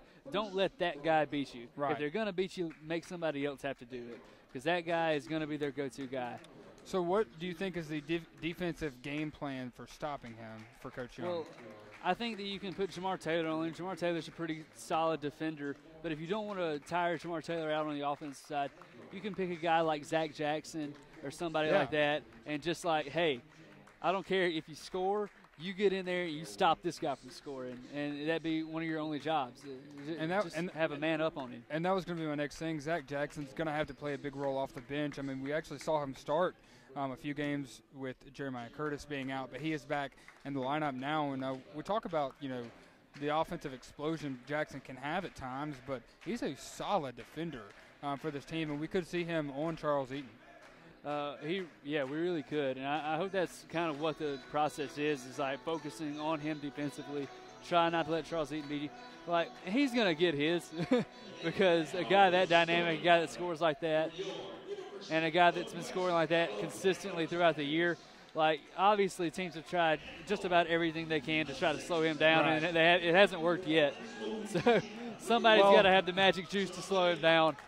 Hopefully it's Montevallo tonight. Well, maybe Coach Young will figure something out. Jamar Taylor is also going to be huge in this one. He's got 70-something points in his last 2 games, coming off 40 and 36. Yeah, 40 against Valdosta and then 36 against West Florida. And Coach Alan Sharp, the head coach for West Al, is going to have his hand full trying to figure out how he's going to defend Jamar Taylor. But Coach Sharp is a fantastic coach and has a great resume, just like Danny Young. Took this team to 22 wins in his first season here at West Alabama, the most wins they've had in a single season. And we get set here for the first 20 minutes of action. Montevallo versus West Alabama, and boy, are we in for a treat. And I think something to watch here is rebounding. Montevallo only hauled in 27 rebounds against West Florida, and this is a West Alabama team that rebounds 38 rebounds a game. Yeah, so Julio Guidi and Jeremiah Curtis are going to have to be big on the boards. Jamar Taylor was big on the boards in several games last year, got 3 double-doubles with 12 rebounds in each of those, I believe. So if he can get down low and try to get some rebounds, that would help the Falcons tremendously. But this year he's been playing more as a perimeter player and been more of a focus with the ball in his hand. So that's cut into his rebounds severely. And we get set here for action in Pruitt Hall. Montevallo in the purple jerseys with the gold numbers. West Alabama in the white jerseys with the red trim. It'll be Julio Guidi and Gavin Robinson facing off with the jump ball. Guidi wins it into the hands of Curtis, hands it over to Deshaun Jones, to Taylor to start things for Montevallo in their first possession. Jamar Taylor to Curtis, looking for someone. Hands off back to Taylor. Taylor driving left side in the paint. Floater, no good. Rebound to number 4, Sean Craney. This is Charles Eaton, guarded by Taylor. Over to Craney. Goes back to Fleming. Fleming back to Craney. Top of the key to Robinson. Over to Eaton again. Hands off to Fleming, who will pull up the jumper. And it hit the top rope above near where the shot clock is. So it'll be Montevallo basketball off the Fleming shot. Williams will inbound. The full court press is on by West Alabama. Williams takes it across half court for the Falcons. Over to Jones. Jones dribbling right side, comes back to his left, finds Taylor, swings it to Williams. Williams pulls up for three and knocks it down for the first points of the game. Chris Williams. Huge shot right there. And it looks like we're going to get what we wanted to see, Jamar Taylor versus Charles Eaton, as they've been matched up on each other here early. Sean Craney brings it forward, gives it to Robinson, back to Craney, over to Eaton, inside to Robinson, guarded by Guidi. Robinson driving baseline, tries to turn around, passes it back out, tipped by Taylor, but falls in the hands of Eaton with 6 on the shot clock. And a deep three by Eaton is off, but Gavin Robinson with the rebound. And tough defense there by Guidi, but Robinson gets the bucket to go. 3-2, Montevallo lead. Deshaun Jones brings it forward, guarded by Fleming. Over to Taylor, inside to Guidi, loses the ball. Fleming comes up with a steal and gets fouled on the other end by Jamar Taylor. So number 14, Josh Fleming, the junior out of West Haven, Connecticut, will go to the line. The first trip to the line today for the Tigers. That foul's actually going to be on Jeremiah Curtis as he stepped in front of him, got the block.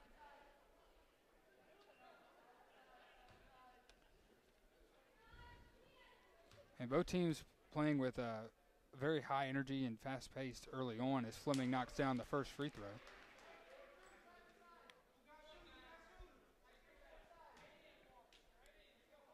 And Fleming will have one more attempt at the charity stripe. And that one rims out. Rebound by Jeremiah Curtis. Over to Taylor.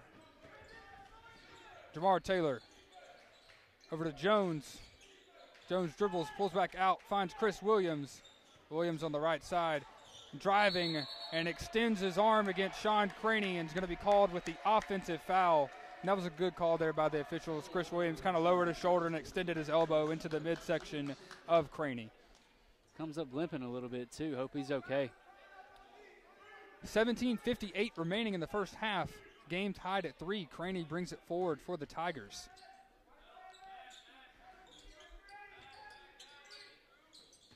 Fleming working against Williams, over to Eaton, guarded by Taylor.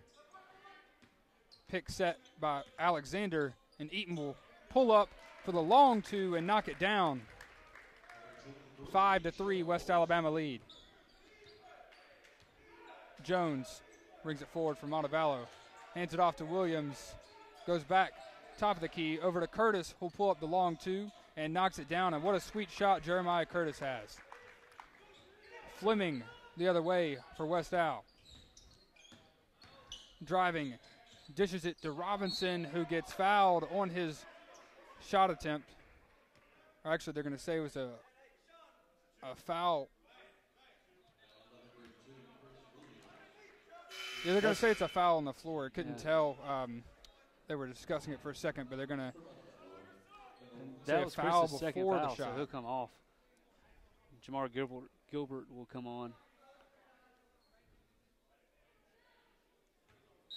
And Fleming will inbound here for the Tigers. Gives it to Eaton. Eaton working against Taylor.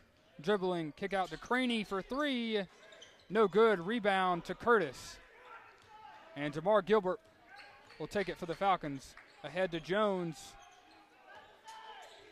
Over to Gilbert. Gilbert looking inside for Curtis, but can't get it to him. And goes to Guidi. Back out to Curtis. Baseline jumper, air ball. Rebound by Fleming. Fleming driving and dishing inside to Dominic Alexander and gets it to go through contact. Fantastic pass there by Fleming. And once again, Gilbert will bring it forward for the Falcons here. 7-5 with 16:24 remaining in the first half. Jones looking for someone, finds Guidi. Bounce pass inside to Curtis, turnaround. Shot is good. Jeremiah Curtis has got 4 points early on in this one. It looks like early the offense is going through Jeremiah Curtis. Charles Eaton now driving. Bounce pass to Alexander, and Julio Guidi just jumped up and grabbed the rim before the shot. And they called a foul on Julio Guidi, but he had not made contact with Alexander yet. And they haven't said whether they're going to call a goaltending yet. I believe it's just going to be a foul. But a timeout, and that'll be extend to a media timeout. So we'll have a minute for the officials to discuss it, and we'll bring you up to date when we get back here in Pruitt Hall.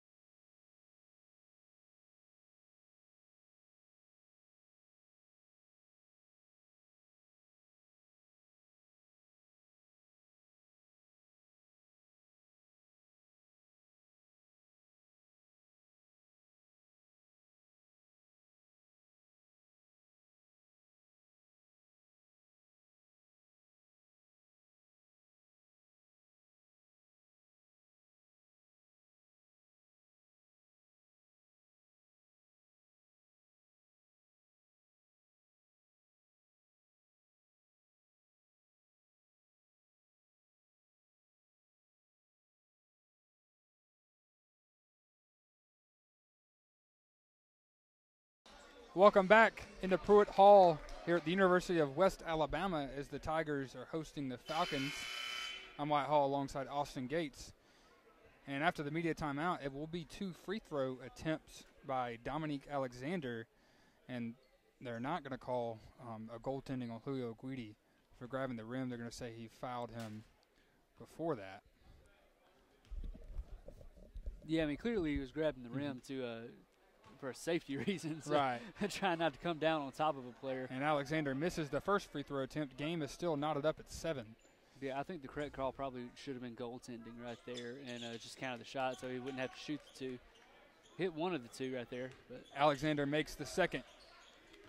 Deshaun Jones handles the ball from Montevallo, finds Gilbert on the left side.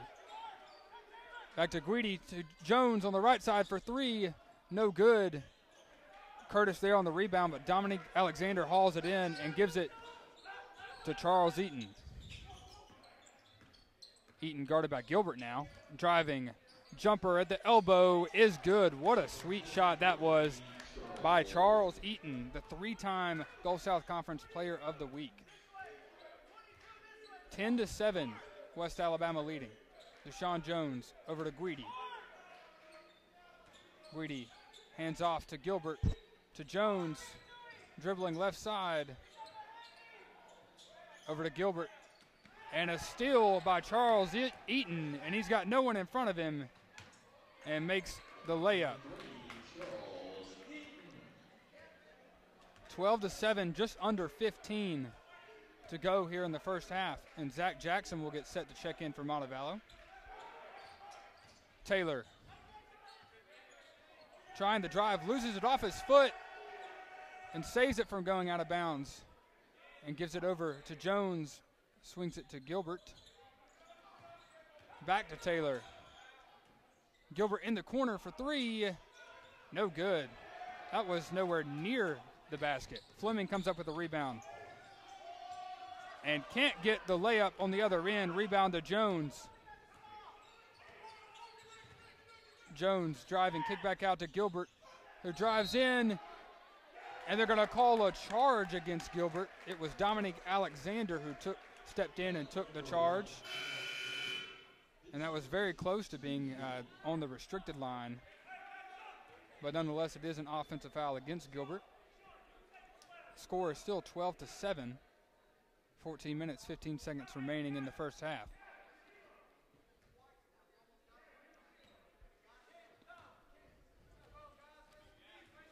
And Fleming bringing it across half court, hands it off to Sean Craney, to Eaton. Eaton guarded by Bruff now. Tyler Bruff, who has checked in. Eaton fires a 3, no good. Jeremiah Curtis, the rebound.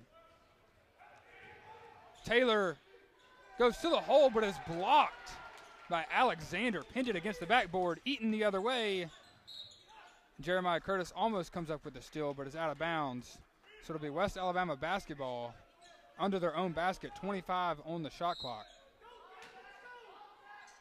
Fleming looking to inbound. finds Craney. Over to Robinson. Robinson's guarded by Zach Jackson, who has checked in. Robinson's shot, no good. Rebound to Jeremiah Curtis. Hands it off to Gilbert. Gilbert dribbling right side. Back out to Taylor. Taylor at the top of the key will pull up a three in the face of Charles Eaton and bury it. Jeremiah Taylor. 2-point game. And that's Taylor's first points of the game. And Gilbert comes up with the steal. 2-on-1 situation, hands it off to Curtis, who will lay it in. And the game is all tied up at 12 now. Fleming. Guarded by Jamar Gilbert. Over to Sean Craney in the corner. Back out to Eaton, who will drive now and lay it in. And Eaton kind of floated in the air for a second before laying that in. Gilbert will bring it ahead now for Montevallo. He's already got 8. Jackson swings it to Taylor, guarded by Eaton. Back out to Bruff. Over to Gilbert. Back to Taylor. Inside to Curtis, who will pull up from the free throw line and bury it. And a great pick and pop there by Jeremiah Curtis. And Taylor finds him for the bucket. Tie game at 14. Eaton brings it forward. Screen set by Robinson. Eaton goes down low to Robinson, who travels. At first, when the whistle blew when the official blew his whistle, I thought they were going to call a foul on Curtis, as he did hit Robinson on the arm, but it was after Robinson took too many steps and committed the traveling violation, so it will be Montevallo basketball. The game tied at 14, 12 minutes and 3 seconds remaining in the first half. Tyler Bruff will inbound.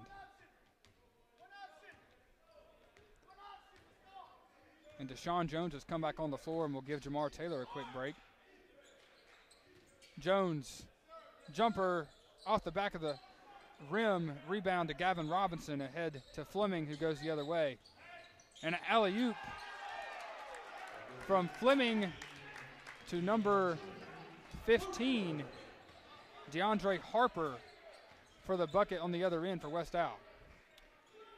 Jackson thought about a three for Montevallo, hands it off to Jones, who will drive inside, in and out. Gavin Robinson the rebound. Fleming the other way for the Tigers, hands it off to Eaton. And 2 Falcon defenders close out on him. He's forced to pass it up to Craney. It goes down low to Robinson. Robinson's jumper rattles in.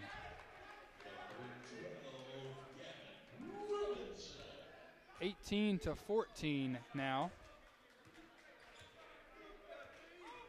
Gilbert off to Jones, in the corner to Jackson, who finds the backdoor cut to Jamar Gilbert for the easy lay-in. Great pass there by Zach Jackson. And they're going to call a foul on Charles Eaton, his first personal foul. And a timeout is taken by Montevallo. So with 10:51 remaining, West Alabama leading 18 to 16. We'll take a quick break here during the timeout, and we'll be right back here on the Falcon Athletic Network.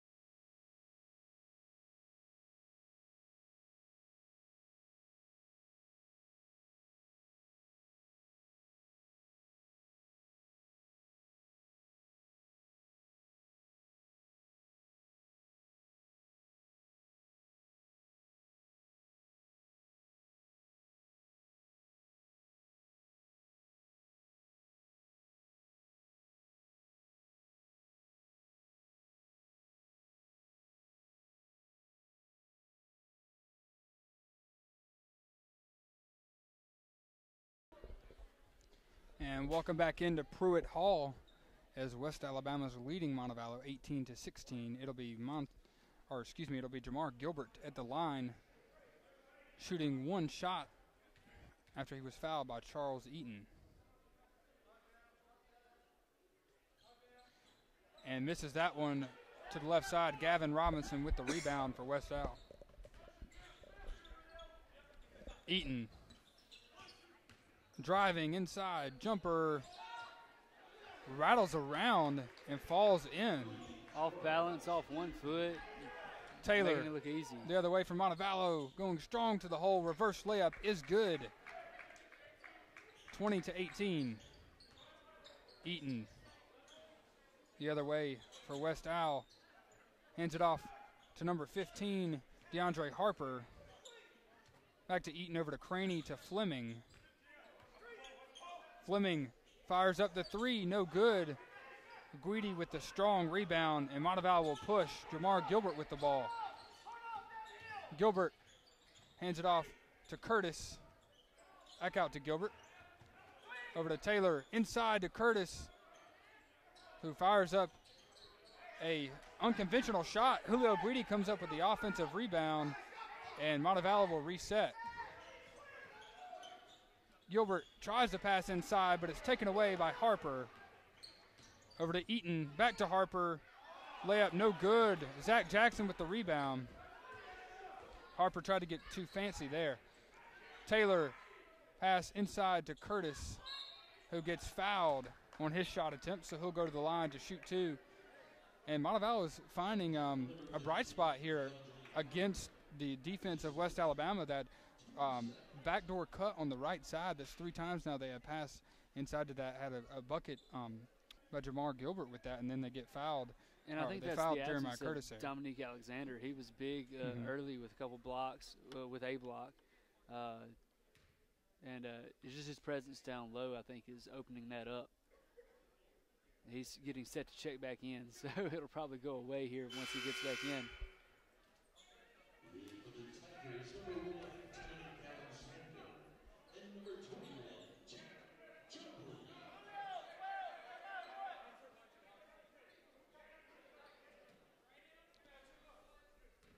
And so Alexander back into the game.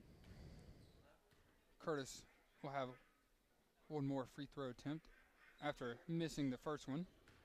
And he makes that one, so it's a 1-point game, under 10 minutes remaining in the first half. Charles Eaton dribbling through 3 Falcon defenders. Kicks back out to Fleming. Over to number 21, Jake Jobling, who has checked in for West Al. Fleming over to Robinson. Jobling in the corner. Fire a 3. No good. Rebound to Zach Jackson. Taylor will take it the other way. Jamar Taylor driving. Gets it blocked, but Julio Guidi comes up with the rebound. Kicks it out to Curtis, who tried a 3. No good. Rebound to Alexander. Eaton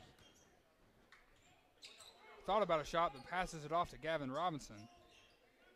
Robinson back out to Fleming, over to Jobling. Back to Fleming. Fleming driving. Floater hits the front of the rim, and it falls in the hands of Julio Guidi. Jones ahead to Taylor, who gets a little bit of contact made on the wrist. Misses the shot. Rebound to West Alabama, and Eaton goes the other way. The Montevallo coaches were hollering for a foul there. Jobling for 3, in and out. Rebound to Guidi. Jones brings it forward. Slows things down for Montevallo. Back out to Jackson. To Curtis. Curtis on the baseline. Kicks it out to Jackson. Back to Curtis, who will try a long 2 as his foot was on the line, and knocks that one down, 21-20. As Curtis gives Montevallo the lead. Gavin Robinson over to Fleming. Handoff to Eaton. Eaton driving through a lot of contact. Gets it up and in. 22-21. Charles Eaton with 12 points now in today's game. Jamar Taylor over to Jones. Back out to Guidi. Looking for someone, finds Curtis. Top of the key to Taylor. Bounce pass to Jeremiah Curtis, who buries a shot again. Jeremiah Curtis, he's got 13 points now, carrying Montevallo here in the first half. Fleming brings it forward for West Al. Handoff to Gavin Robinson. Back to Fleming, guarded by Jones. 15 on the shot clock. Over to Eaton, who will fire a three in the face of Taylor. No good. Rebound to Curtis. Jones ahead to Guidi, taken away by Alexander. West Alabama basketball. Fleming brings it forward. And a steal by Deshaun Jones. Montevallo's got numbers. Jamar Taylor slams it home. 25-22. Jamar Taylor. Huge defensive play there by Deshaun Jones. He was caught up in a screen and then able to get his hand in there and knock it away. Eaton now, guarded by Taylor. Handoff to Jobling, who will drive and then pull it back out over to Eaton. Eaton for three. Buries it. What a sweet shot that was. And Jones brings it across half court with the game tied at 25. 5.5 remaining in the first half. Guidi to Jones. Over to Jackson. Passes it right side to Taylor, who will try a three in the face of Eaton. No good. Rebound to Robinson. And Eaton will bring it forward now for West Alabama. 16 points for Charles Eaton as he loses the ball out of bounds. Well, it looked like it went out of bounds, but Josh Fleming picks it up, fires a three that is missed, and West Alabama keeps the offensive rebound. Jobling for three now.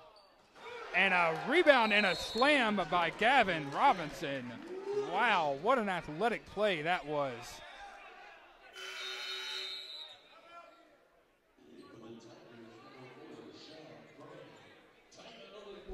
And Guidi's going to get called with a foul there on the end of that.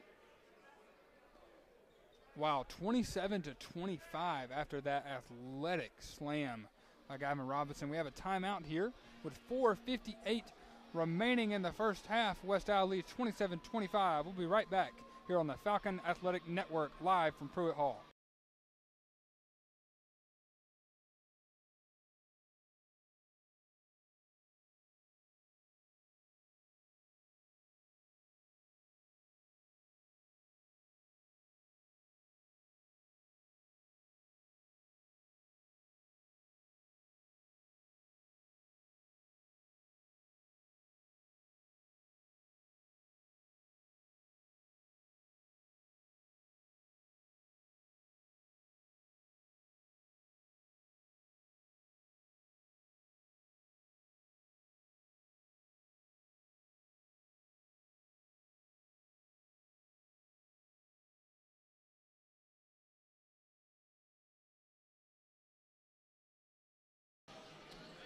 And welcome back into Pruitt Hall out of the timeout.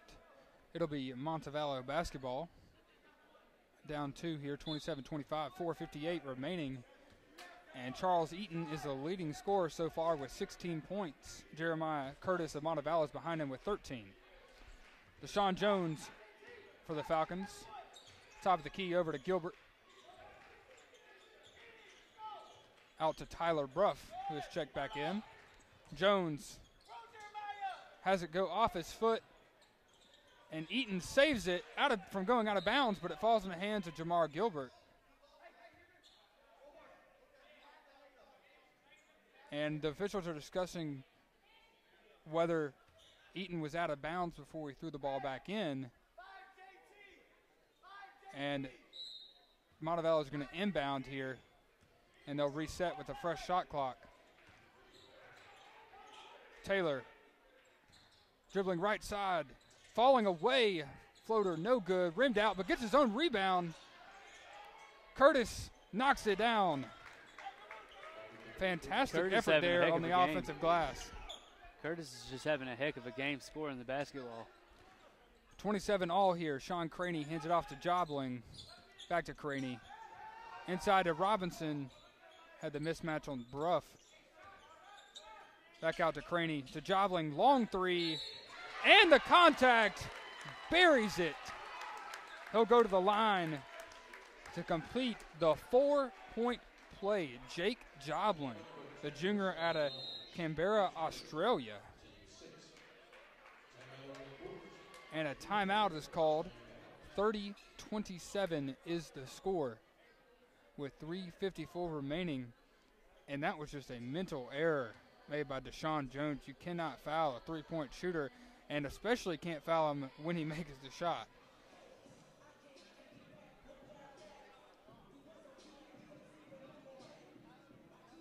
And this has been a very fast-paced and high-energy game so far. And if the second half is going to be like this, we're in for a treat. It seems like it may come down to Taylor and Eaton at the end, or it could be Curtis and Eaton as he's carrying the scoring load for Montevallo thus far. Yeah, but we know what kind of offensive firepower Taylor has, as you mentioned at the top of the broadcast. 76 points in the last two games. He's only had one game where he hasn't scored double digits, and that was when he had 7 against UNA, where the Lions just blew out the Falcons at home. And Jeremiah Curtis is the leading scorer there with 14 points. So out of the timeout, Jeff Jobling will go to the line to complete the rare 4-point play.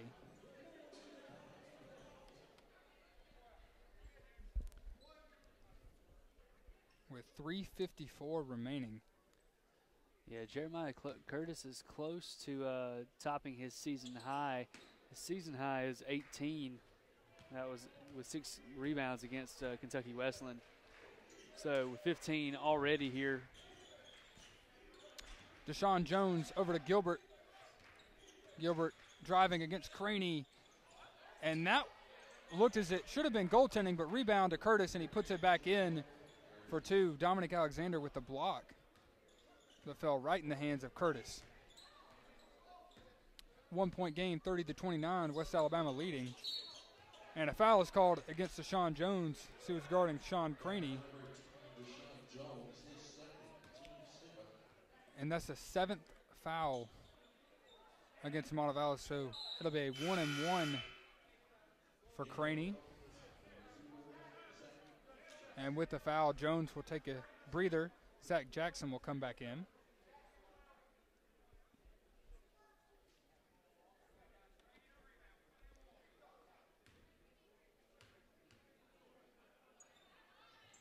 And that one is good by Craney, but they're going to get a foul against Tyler Bruff as he came from his position from the free throw line to box out Craney. He knocked him down. So he'll have another shot here. And Craney knocks this one down. 32-29. Yeah, Bruff really careful not to even touch him on that one after he barely touched him the last time when he fell over and got a foul. 3:10 remaining in the first half. Jackson over to Taylor, dribbling right side. Picks up his dribble, gives it back to Jackson in the corner to Gilbert. Looking inside for Curtis, but kicks it back out to Taylor. 5 on the shot clock. 6 on the shot. Taylor driving, loses the ball, gets it back, and throws it up at the buzzer. No good, but a rebound to Jackson. A lot of contact, no foul. It goes out of bounds and will be Montevallo basketball. And that really was probably the most obvious one we've seen all day. That was a lot of contact on the arm. On the hand, I don't understand why the no call. When you can hear it, we're all the way across the court and we could hear the smack. Bruff inbounds to Taylor. Over to Gilbert, driving, jumper off the back of the rim, rebound to Gavin Robinson for West Alabama, and they'll go the other way. Eaton, guarded by Zach Jackson. And try to go inside of Robinson. Taylor got a hand on it, but it falls back in the hands of Eaton, passes it off to Robinson for the lay-in. Gilbert now for Montevallo. Looking for Taylor, finds him. Bounce pass inside to Curtis, back out to Jackson. And Jackson took too many steps there, a travel So another turnover committed by the Falcons as West Alabama has extended their lead to 5 here, 34-29. 5 ticks over 2 minutes. Several mistakes here in the last couple minutes have extended the lead for UWA over the Falcons. It's only 5, but it's caused a little bit of separation. Guarded by Bruff here, pulls back out to the logo. As the shot clock winds down, 13 on it. Eaton driving, handoff to Alexander, who gets the bucket and the foul. 36-29 with 1:41 remaining in the first half, and Dominic Alexander will go to the line to complete the and one.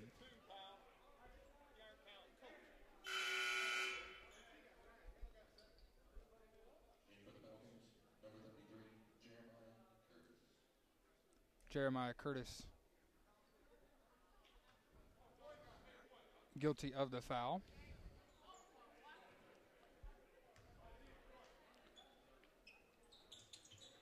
That one off the back of the rim, rebound to Curtis, but he loses it, and Gavin Robinson comes up with it.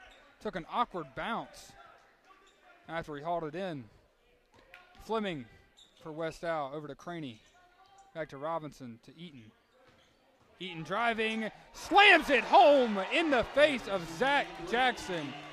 Wow, Charles Eaton.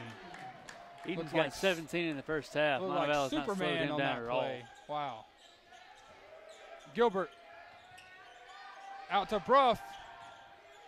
Over to Curtis. Back out to Bruff. To Gilbert. Nearly loses it. Gets it back. Driving. And a foul is called against Jamar Gilbert again as he put his head down and went toward the hole. And it'll be West Alabama basketball, and it seems as if Montevallo has fallen apart in the last 3 minutes or so of this first half as West Alabama leads 38-29, their largest lead of the game thus far.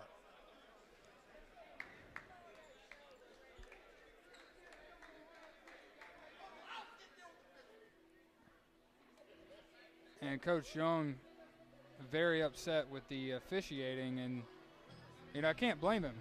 Yeah, a very clear divide in fouls as Montevallo has picked up 9 fouls to only UWA's 2, and several no calls. I try not to say anything about officials, but it's been clear and obvious here.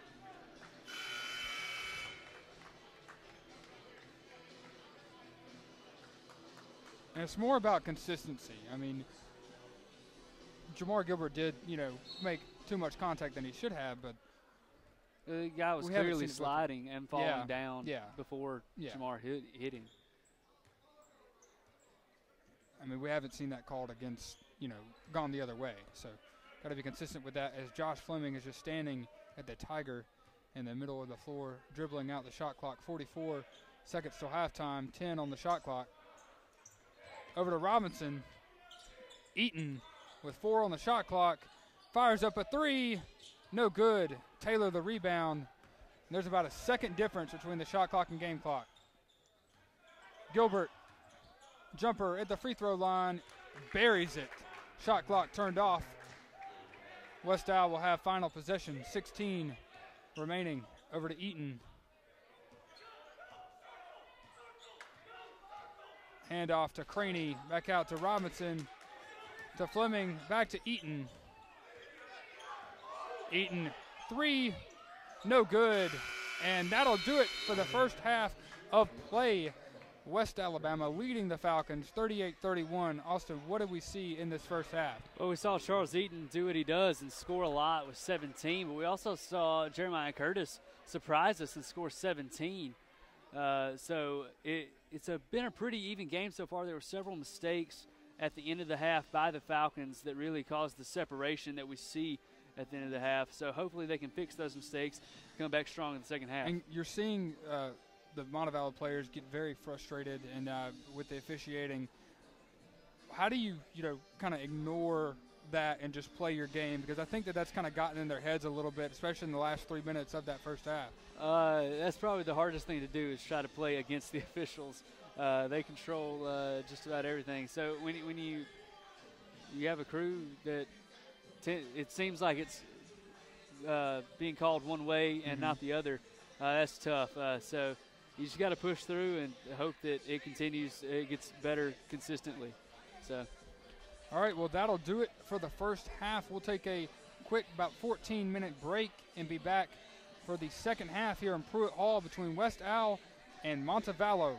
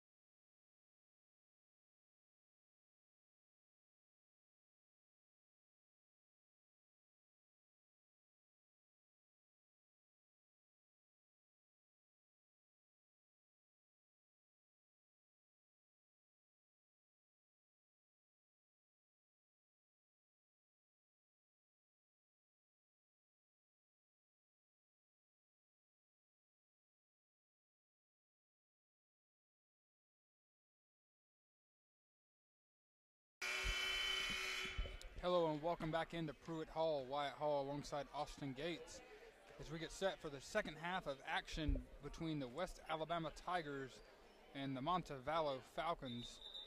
West Alabama has the lead 38-31 as we get set to begin half number 2. Austin, what needs to be different here for Montevallo in the second half? Well, they got to cut down on the silly mistakes, which is really what put the separation in between these two teams before the half. Craney brings it forward for West Alabama, hands off to Fleming, back to Robinson, back to Craney, over to Fleming again. Craney thought about a three, hands it off to Eaton, driving. Taylor gets a finger on it and gets the steal, and Fleming comes from behind, knocks it away, and it goes out of bounds and will be Montevallo basketball. And both teams pick up right where they left off with the fast-paced energy. And Chris Williams back on the court now after 2 early fouls. Williams over to Taylor, inside to Curtis. And his turnaround hook is no good. Rebound to Gavin Robinson.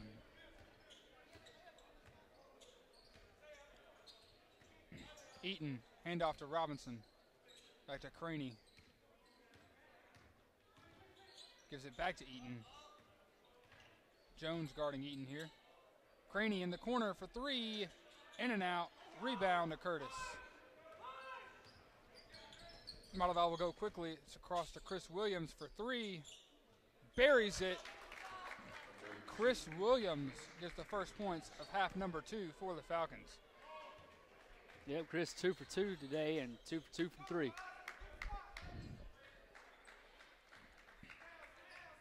Robinson over to Craney. Driving in, kicks it out to Eaton. Driving, spins, kicks out to Craney. He drives and kicks to Fleming, who drives baseline, floater in.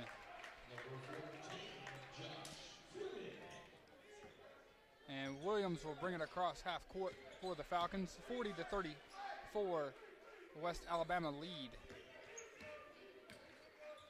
Jones, guarded by Robinson. Over to Chris Williams, inside to Curtis, working against Alexander, and they call the foul there, a lot of contact. And that was a call that we would not have seen called in the first half, but they get it right there. And that'll send Jeremiah Curtis to the line for 2 Coach shots. Young looked pleasantly surprised that they blew the whistle on that one. Yeah, it was the late whistle at that. I didn't think that they were going to. I mean, Alexander did go straight up, but did put too much of his body into Curtis on the shot.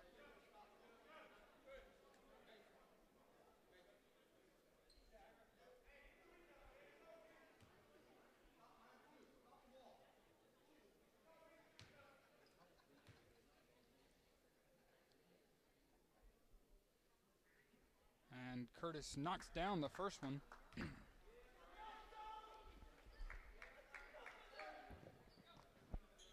And they'll have one more shot at the free throw line.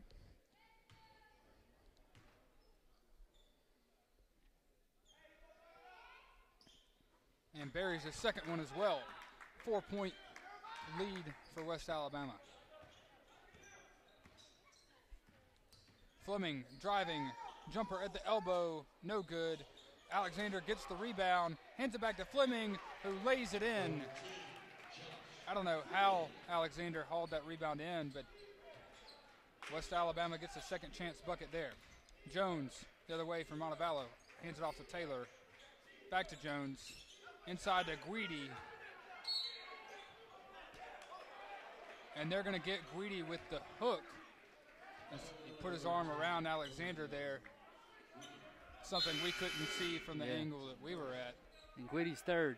And that is the third personal foul on Julio Guidi, and that's it was a really hook. He definitely did foul him right there. I mean, you had a better angle than I did on that. Yeah, Coach Young agreed with you. So Yeah, you can't do that. You can't do that, Yeah. Julio. And now Julio's got to sit on the bench with 3 fouls here early in the second half. Fleming, three-pointer, buries it. Josh Fleming. 8 points for him. Jones. Out to Chris Williams. Three-pointer off the front of the rim. Rebound to Robinson. 2 for 3 today. Charles Eaton fires a three. Oh, my goodness. How did that go in between Zach Jackson and Chris Williams.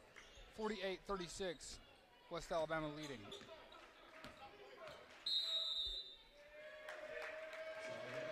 And Deshaun Jones will take a timeout for Montevallo. 16:40 remaining in the game. It's a 48-36 lead for West Alabama. And it is the first called timeout of the second half, so it'll automatically be a media timeout. So we'll come back in just a few moments here to Pruitt Hall as West Alabama leads 48-36. Stay with us on the Falcon Athletic Network.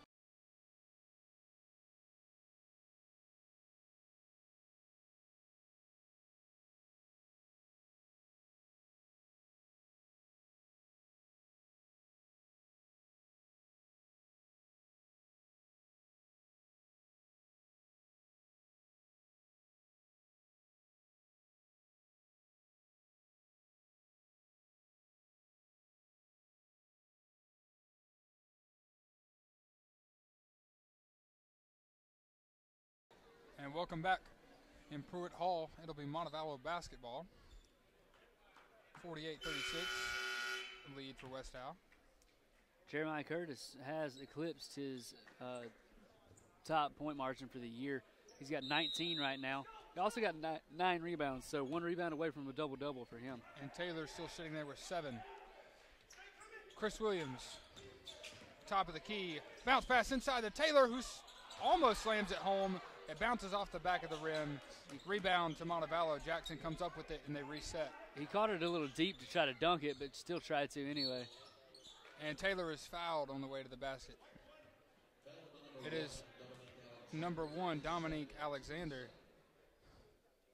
And I can imagine Alexander's frustration because those were fouls that were not called on him in the first half, and he was able to get away with, and now they've cleaned it up a little bit. So Taylor will have 2 shots. Knocks down the first.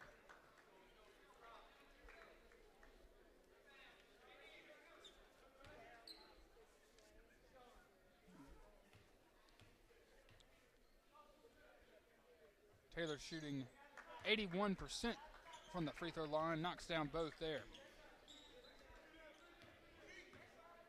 Fleming will bring it across half court for West Al. 10-point lead for the Tigers. Craney pass inside to Robinson. Robinson trying to get something, kicks out to Eaton for 3, and they call a foul against Chris Williams. That will be his 3rd personal foul. So 2 Falcons with 3 fouls. Julio Guidi, who's already on the bench, and Chris Williams, who now has 3. And Eaton will shoot 3 free throw attempts now. Knocks down the first.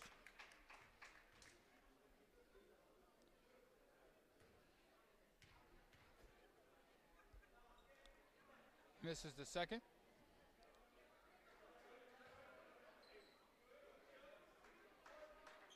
And he'll have 1 more here.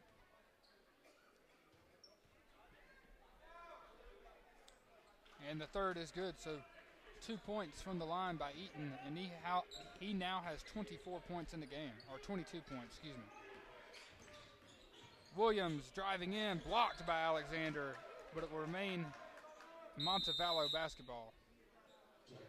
And media timeout with 15:53 remaining here in Pruitt Hall, and it is now a 12-point lead for West Alabama, 50-38. What is going on for the Falcons, Austin? Well, again, it's some simple mistakes that they're making that's causing a little bit of separation. The foul there on the three-point shooter, even though he only hit 2, yeah, that hurts. And silly fouls like that, putting guys on the line when you shouldn't even be close to them. Things like that. And really, UWA's coming out and shot really well here in the second half, too. That's part of it. Yeah, so a 12-point lead, not insurmountable for this Falcons team. This Falcons team can get really high-powered real quick. So, and Montevallo has had such a tough stretch of games. Before Christmas, they had 2 road games against Valdosta and West Florida, which are 2 top 25 teams. And then this is a team that is 9-4 and at the top of the Gulf South Conference, and has the leading scorer in the entire Gulf South Conference. This is not an easy road game to play either, and so those little mental mistakes you talk about is something that you just can't have when you're playing against teams that are as good as West Alabama is. And so Taylor will inbound and gives it to Jones. Back to Taylor, who loses the ball, gets it back, and kicks it out to Chris Williams. 8 on the shot clock. Craney comes up with the steal. Bad pass there by Williams. Eaton has it now for West Al. Eaton over to Robinson. Back out to Fleming, over to Craney. Top of the key now. Handoff to Eaton.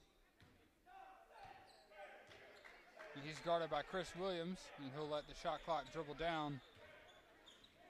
And driving now, kicks it back out to Craney, over to Fleming. In the corner, no good. Dominic Alexander tries to come up with the rebound, but steps on the baseline. It'll be Montevallo basketball.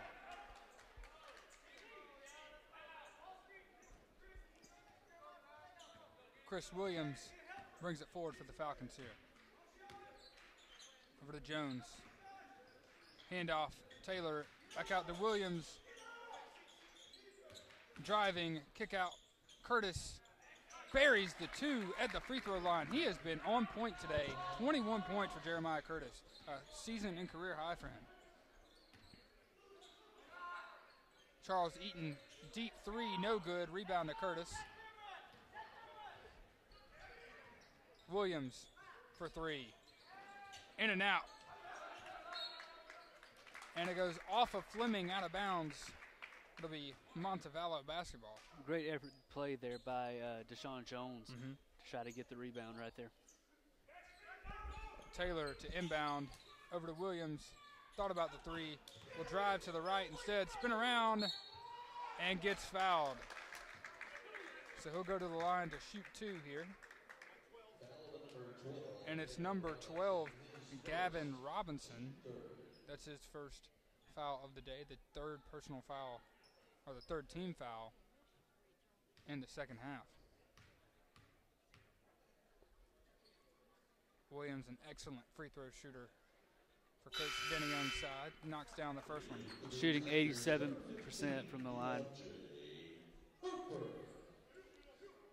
DeAndre Harper checks in light of the foul by Gavin Robinson.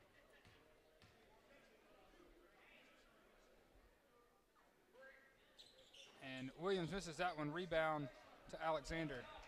And in a game like this, free throws are something you've got to knock down.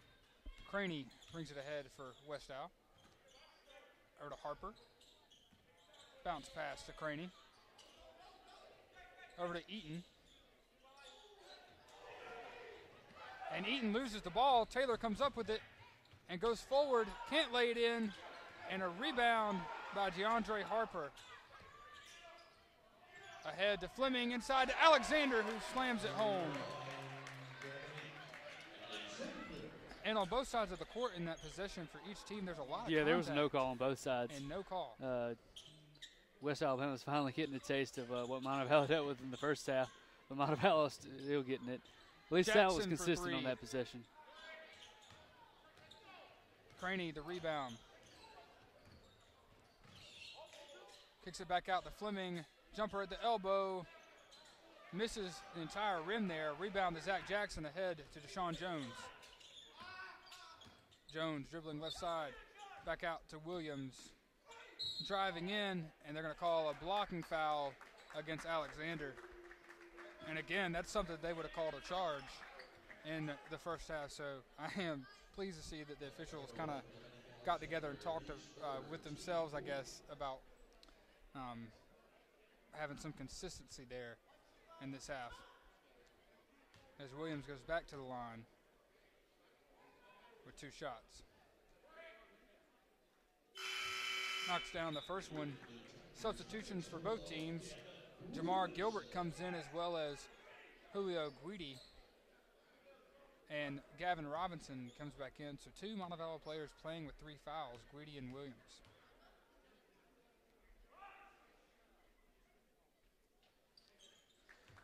Williams knocks down the second one.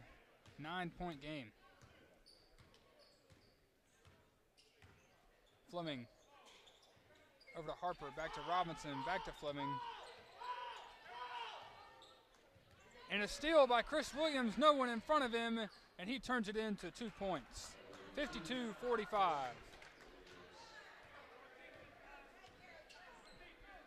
Fleming over to Harper in the corner, guarded by Curtis, pulls back out. Guarded by Guidi now. Hands out to Craney. Driving baseline, kick out to Eaton. Bounce pass to Harper, who lays it in. What a pass there by Charles Eaton. 54-45, West Isle leading. Chris Williams from Montevallo hands it off to Gilbert. Over to Curtis. Curtis, bounce pass to Taylor, who wanted to slam it home but has to change direction with the reverse layup and gets called for the foul. So he'll go to the line to shoot 2.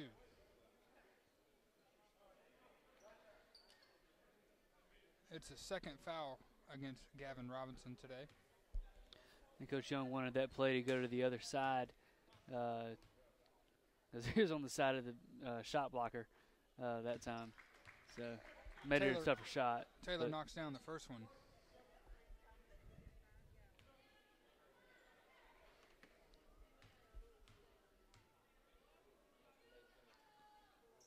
And the second one is good as well. 7-point game as we approach 12 minutes remaining. Robinson over to Fleming. Handoff Eaton. Pull-up jumper rattles around, but a rebound to DeAndre Harper. Kicks out to Fleming for 3. No good. Robinson, another offensive rebound. Fleming out to Craney. Kicks it to Eaton. Eaton will fire from 3 and buries that in the face of the 6'7" Julio Guidi. 10-point game. Jamar Gilbert handling the ball from Montevallo. Hands off to Taylor on the left side. Back up to Guidi at the top of the key. Back to Taylor. Driving in. And what a move by Jamar Taylor as he lays it in. Switching hands there. 57-49.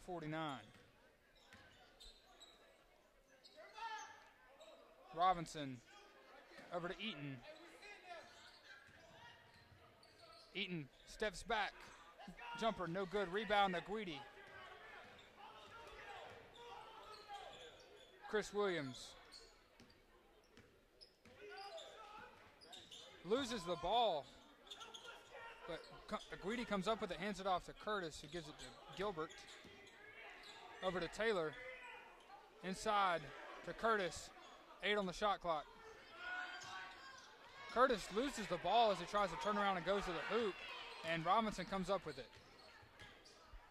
Craney over to Eaton, guarded by Curtis.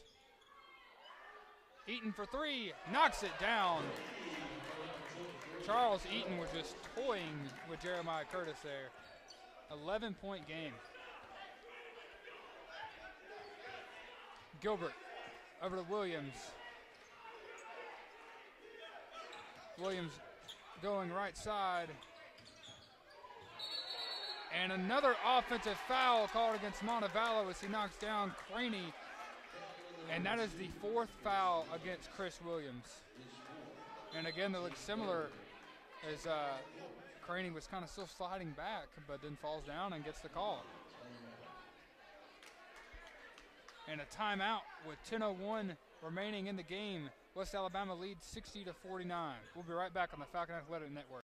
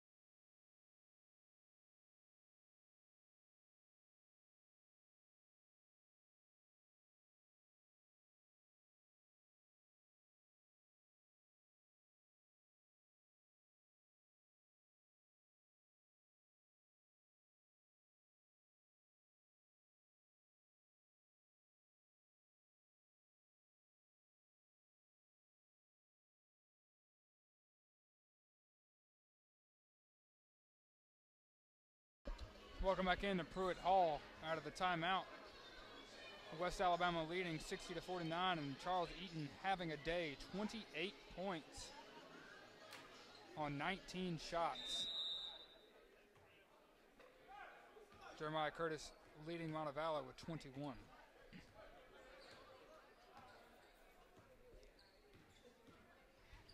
Fleming over to Craney. Inside to Robinson, a foul is going to be called against Zach Jackson, as he had the jersey of Robinson there. And that's the first foul against Zach Jackson. And Eaton will inbound for the Tigers. Looking for someone, finds Robinson, hands it back off to Eaton. Over to Robinson, who goes flying in the air and gets the foul, and it's going to be against Julio Guidi, and that is Julio's 4th personal foul. And again, minimal contact there, but it was sold with the reaction by Gavin Robinson.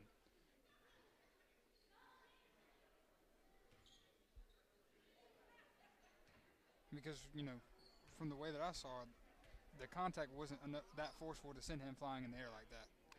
Yeah. I mean, it was definitely contact, though. Should have been a foul. There was contact, but it wasn't enough contact to deserve that reaction. Yeah.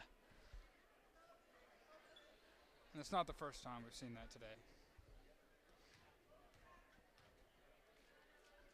Robinson misses the first one and misses the second one, but DeAndre Harper gets the rebound and lays it in.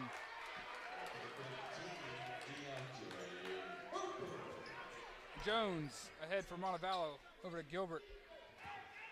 Back to Jones. Over to Gilbert. Back out to Jones. Jones looking for someone. Has to go back to Gilbert, who finds Taylor. Taylor driving and gets tripped, and they're going to call the foul.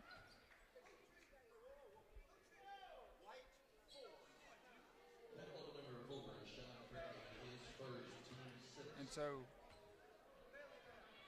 Jamar Taylor will inbound after the foul was on the floor.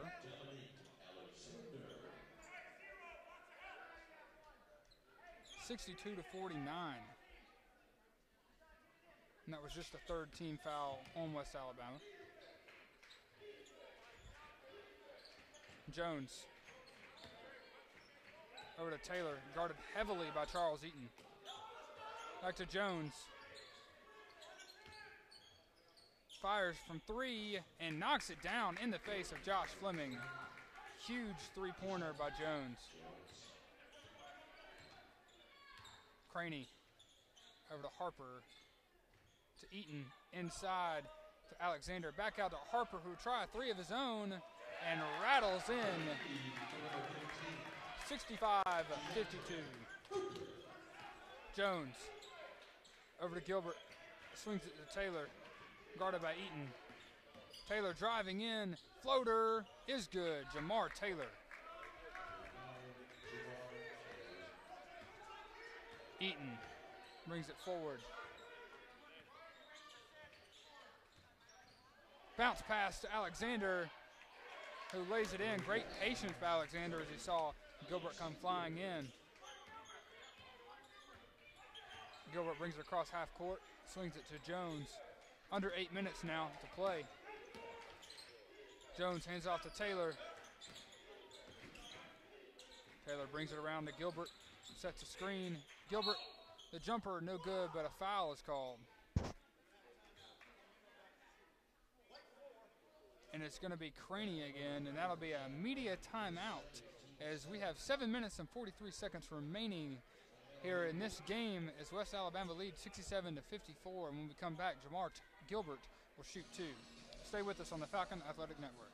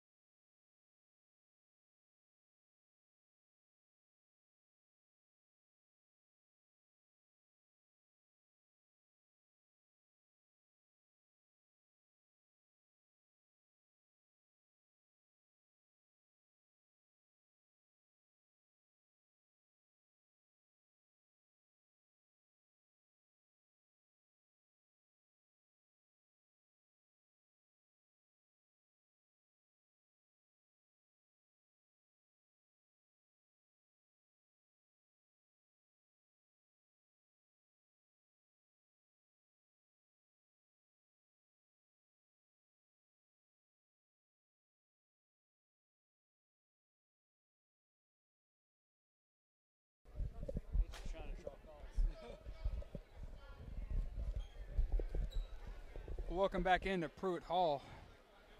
West Alabama with the lead, 67-54. 7:43 remaining. Jamar Gilbert at the line, shooting 2. And that one misses. Tyler Bruff checks back in. And we'll send Zach Jackson to the bench for a minute.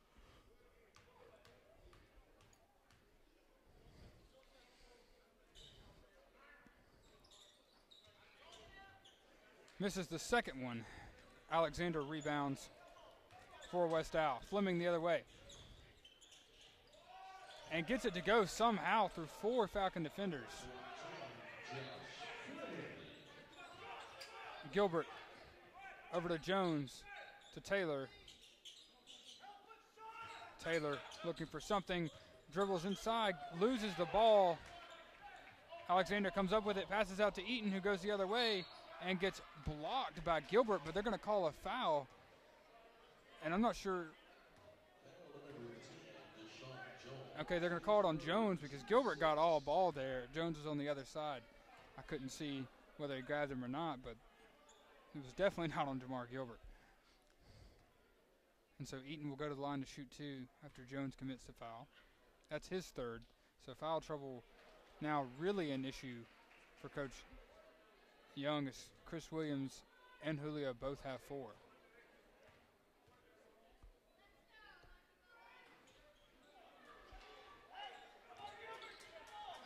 And that one is good, 70-54. Gilbert brings it ahead for Montevallo, over to Jones. Over to Bruff. Handoff back to Gilbert to Jones. And Jones took one too many steps, commits the traveling violation.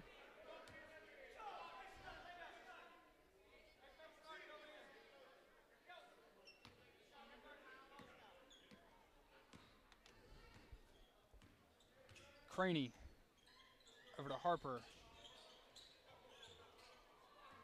Back to Craney. And they're going to call an offensive foul on Craney as his elbow hit Jones in the face.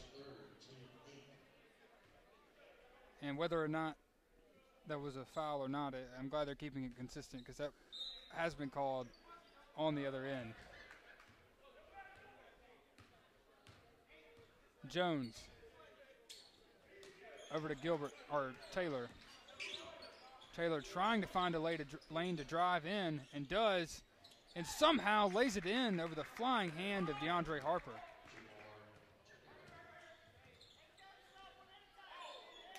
Harper over to Fleming. Back out to Craney. Harper to Craney to Eaton. Eaton dribbling right side, handoff to Sean Craney, and a pass inside to Fleming. Gets it back to Eaton. Kick back out to Fleming. 3 on the shot clock. No good. A fresh shot clock. Offensive rebound by Dominique Alexander. Eaton hands it off to Fleming. Goes out of bounds, but they're going to say it was touched last by Montevallo, and it will be West Alabama basketball.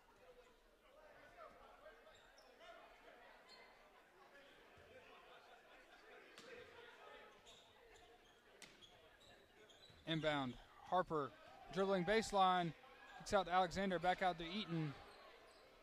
Eaton guarded by Bruff. Jumper from the elbow is good. Charles Eaton is just magnificent. 31 points for him today.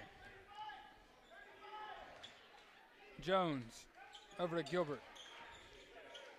Inside to Curtis. Back out to Jones. Thought about a 3. But dribbles around and passes off to Gilbert. Gilbert off the glass. 72-58 now after the bucket by Jamar Gilbert.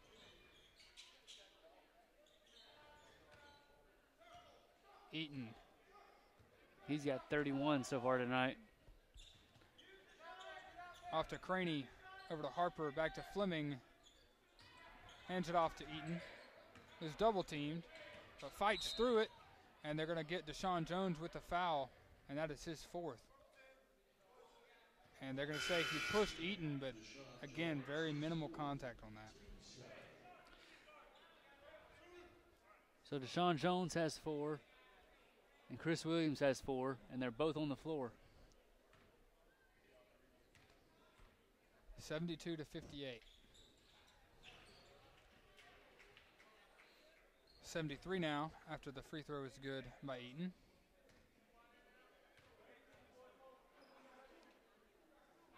And the second one is good by Charles Eaton as well. 33 points for him tonight.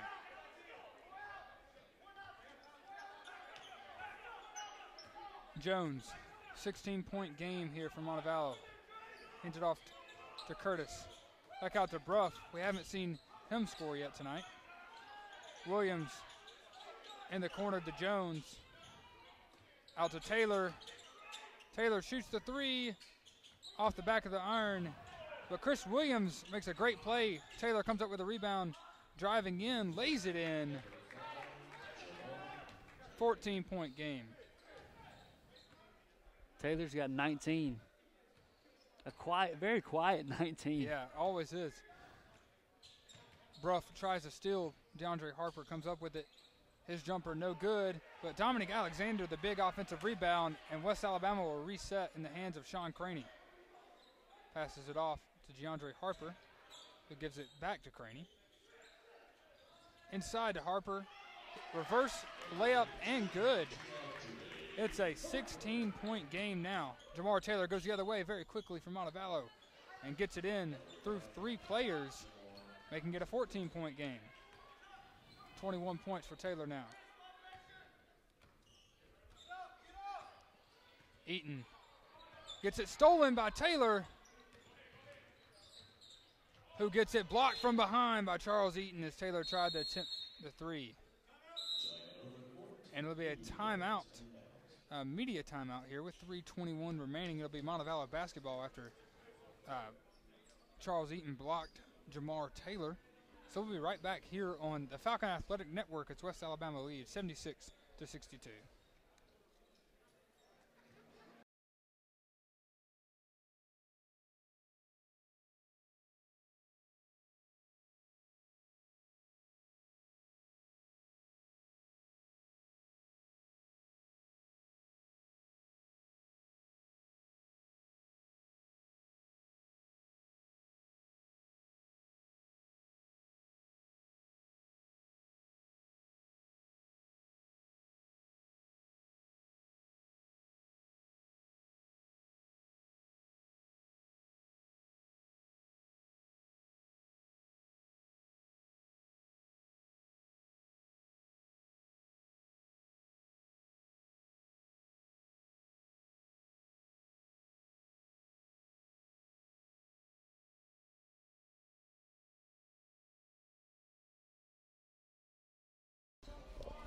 And welcome back to Pruitt Hall. It'll be Montevallo basketball.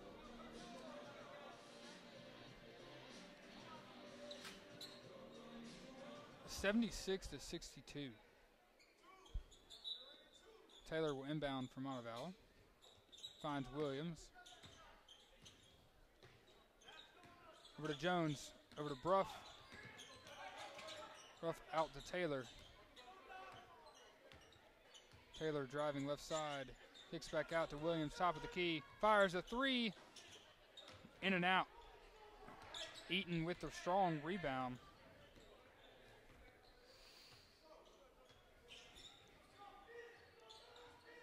Eaton guarded by Chris Williams here. Driving left side to the baseline. Chris Williams comes up with the steal. And Williams gets, and that's an offensive foul against Chris Williams, but Sean Craney wasn't even set. I am very confused on the call there. I mean, Sean Craney just falls straight to the ground, and it's automatically an offensive foul. I don't understand that. That was a very, very poor call. So Jeff Joblin, who has checked back in, will inbound. And Sean Craney will bring it forward. And gives it to DeAndre Harper. Back over to Craney. Over to Eaton. Eaton guarded by Taylor. Over to Harper, who misses a three. And Dominic Alexander goes flying into the stands. Can't come with the rebound. It's Montevallo basketball.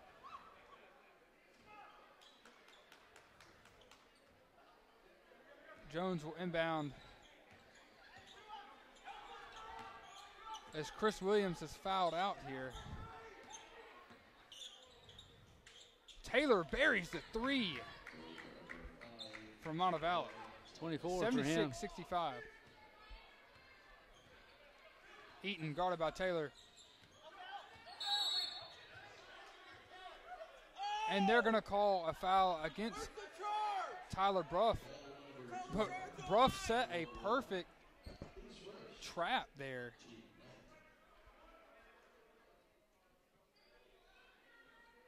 And they're going to call the foul against him. And this is Coach Young is selling it. He's in legal guarding position, and that is all you have to be in to draw the charge. You don't have to necessarily be set, but be in legal guarding position as Bruff was. But Eaton hits the first free throw. Well, the precedent that they said early, by the precedent they've said all night, really, that was a charge. Yeah. Yeah. It may not be a normal charge, but like I say, by the precedent Well, they've Bruff been was in perfect position. by the precedent they've set tonight, that was a clear charge. But they didn't call a charge. Yeah. Gilbert over to Taylor, 77-65. And they call a foul there against Charles Eaton, as he got a piece of Jamar Taylor there on the dribble. 77-65. Taylor will shoot a 1-and-1.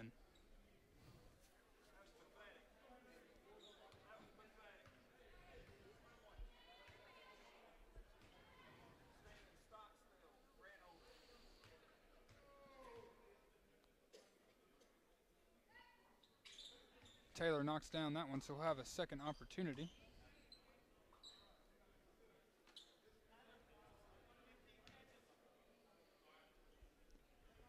(77-66) with 1:38 remaining.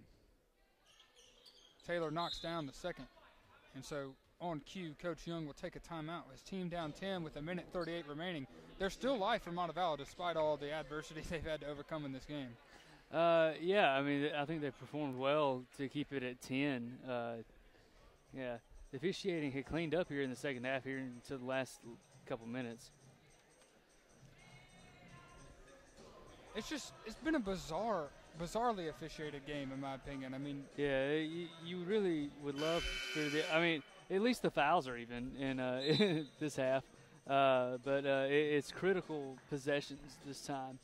But I mean, in the NBA, if this is your first time listening to us, it sounds like we're harping on the officiating. We're not. We really never do this. I really wish. I really wish you could hear us every week when there's a well officiated game. The officials are supposed to be invisible, and they have not been today. Craney ahead to Fleming. Montevallo with the full court press. Gives it to Eaton, bounce pass to Harper. Back out to Alexander. Over to Eaton, wide open for three. Bruff closes him out. And they get it right there. Offensive foul. As he just runs over Deshaun Jones.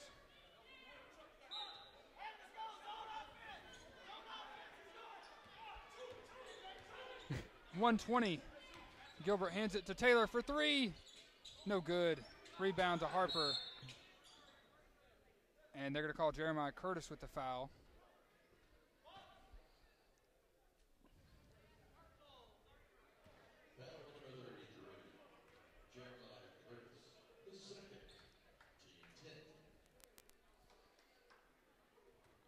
And double bonus now. Trying to say earlier, one thing we've seen today is a little bit of excessive contact excessive reactions after any sort of contact by West Alabama. And we know in the NBA the officials try and cut down that flopping by the way they call the games. And you would think that the officials here would try and clean that up a little bit with the way they make certain calls, and they haven't. And they just allowed these ridiculous reactions. Like I said, I wish you could see it by some of these players. And Harper knocks down both free throws there, 79-67. And Montevallo has not been perfect. They have committed some very inopportune fouls. They have. At bad times. But some of these are and Taylor gets fouled as he's driving to the hoop by Harper.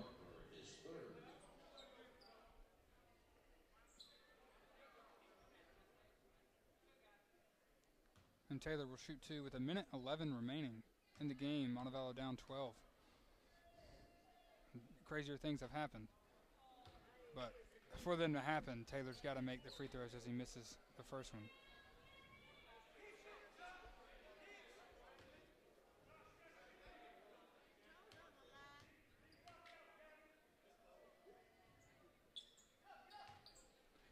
Knocks down the second 11-point game.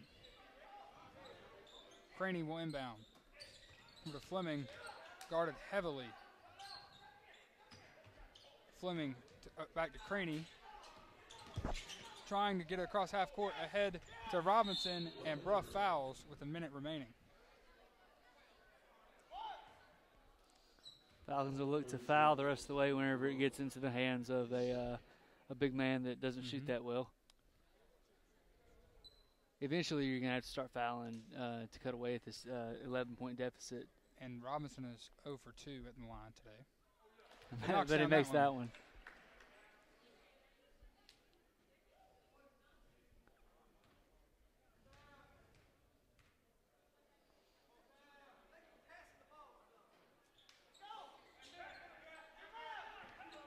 Jones ahead for Montevallo after the missed free throw. Taylor driving, lays it in, and a timeout call by Coach Young.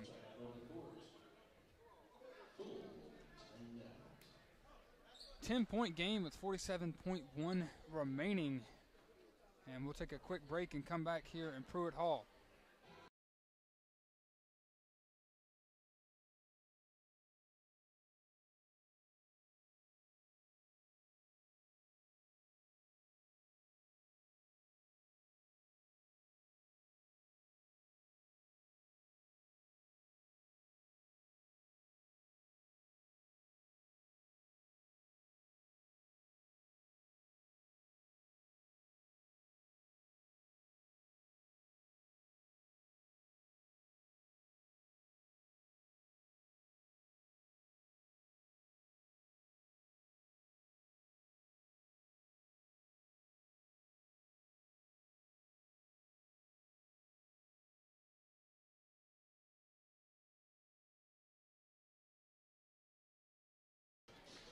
Welcome back to Pruitt Hall for the final 47.1 seconds of this Gulf South Conference matchup between the Falcons and the Tigers.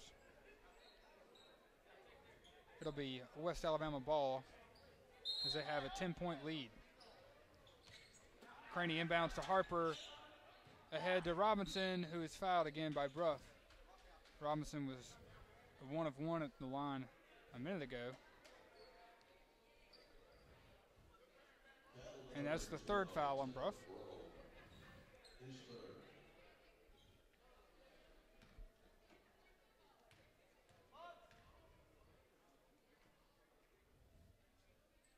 And Robinson makes the first one.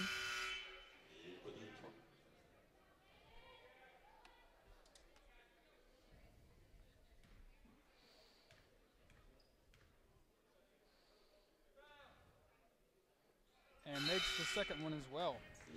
12-point game now, 43 seconds to go.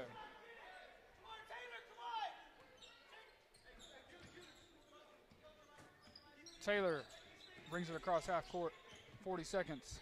Over to Jones, to Bruff in the corner for three. No good, rebound to Harper, but Montevallo tries to come back up with it, and Craney saves it from out of bounds. And Alexander is fouled with the shot clock turned off, 26.9 remaining. And it looks like that'll be it. Yeah, if he hits these two. For this game. Harper will go to the line. 26.9 seconds. Montevallo down 12.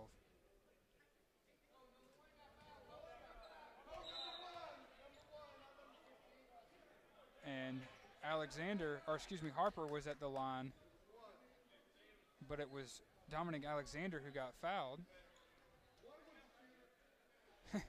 And if that kind of sums up the way this game has gone for trying to get away with one right there. Yeah. He knows he's got a sly smile.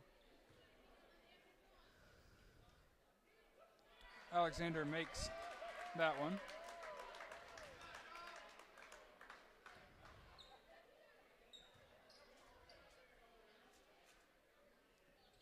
And misses the second. Bruff the rebound. Jones brings it forward. Over to Bruff, to Taylor. To Curtis, back to Taylor, loses it. And Coach Young telling his team not to foul as Craney has the ball for West Alabama with 5 seconds left, and he'll just dribble it out.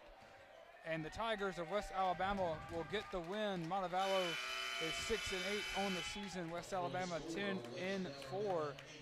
And Montevallo's next matchup will be against Shorter on Saturday in Montevallo, and then they'll have to turn around and play again on Monday against Lee. West Alabama gets the win 83-70. What we see, Austin? Well, we saw, I would just say it, a poorly officiated game, but the Falcons didn't make enough plays to win. Despite that, despite all the anything you can say about officiating, they still had the opportunity. They should have had an opportunity to win this game, but they did not play like they deserved it. Didn't play like they wanted it. They kind of played kind of flat here from what we've seen them play before. So yeah, the Falcons did not play well enough to win tonight, and the West Alabama Tigers did. That's the end-all, be-all. All right. Well, thank you for tuning in to Montevallo and West Alabama, as again West Alabama gets the win 83-70. 29 points for Jamar Taylor and 34 for Charles Eaton. And what a three-game stretch Jamar Taylor has had. 40 against Valdosta, 36 against West Florida, and 29 here tonight. We'll see him in action Saturday against Shorter. And join us on the Falcon Athletic Network on Saturday. For Austin Gates, I'm Wyatt Hall. Have a good night.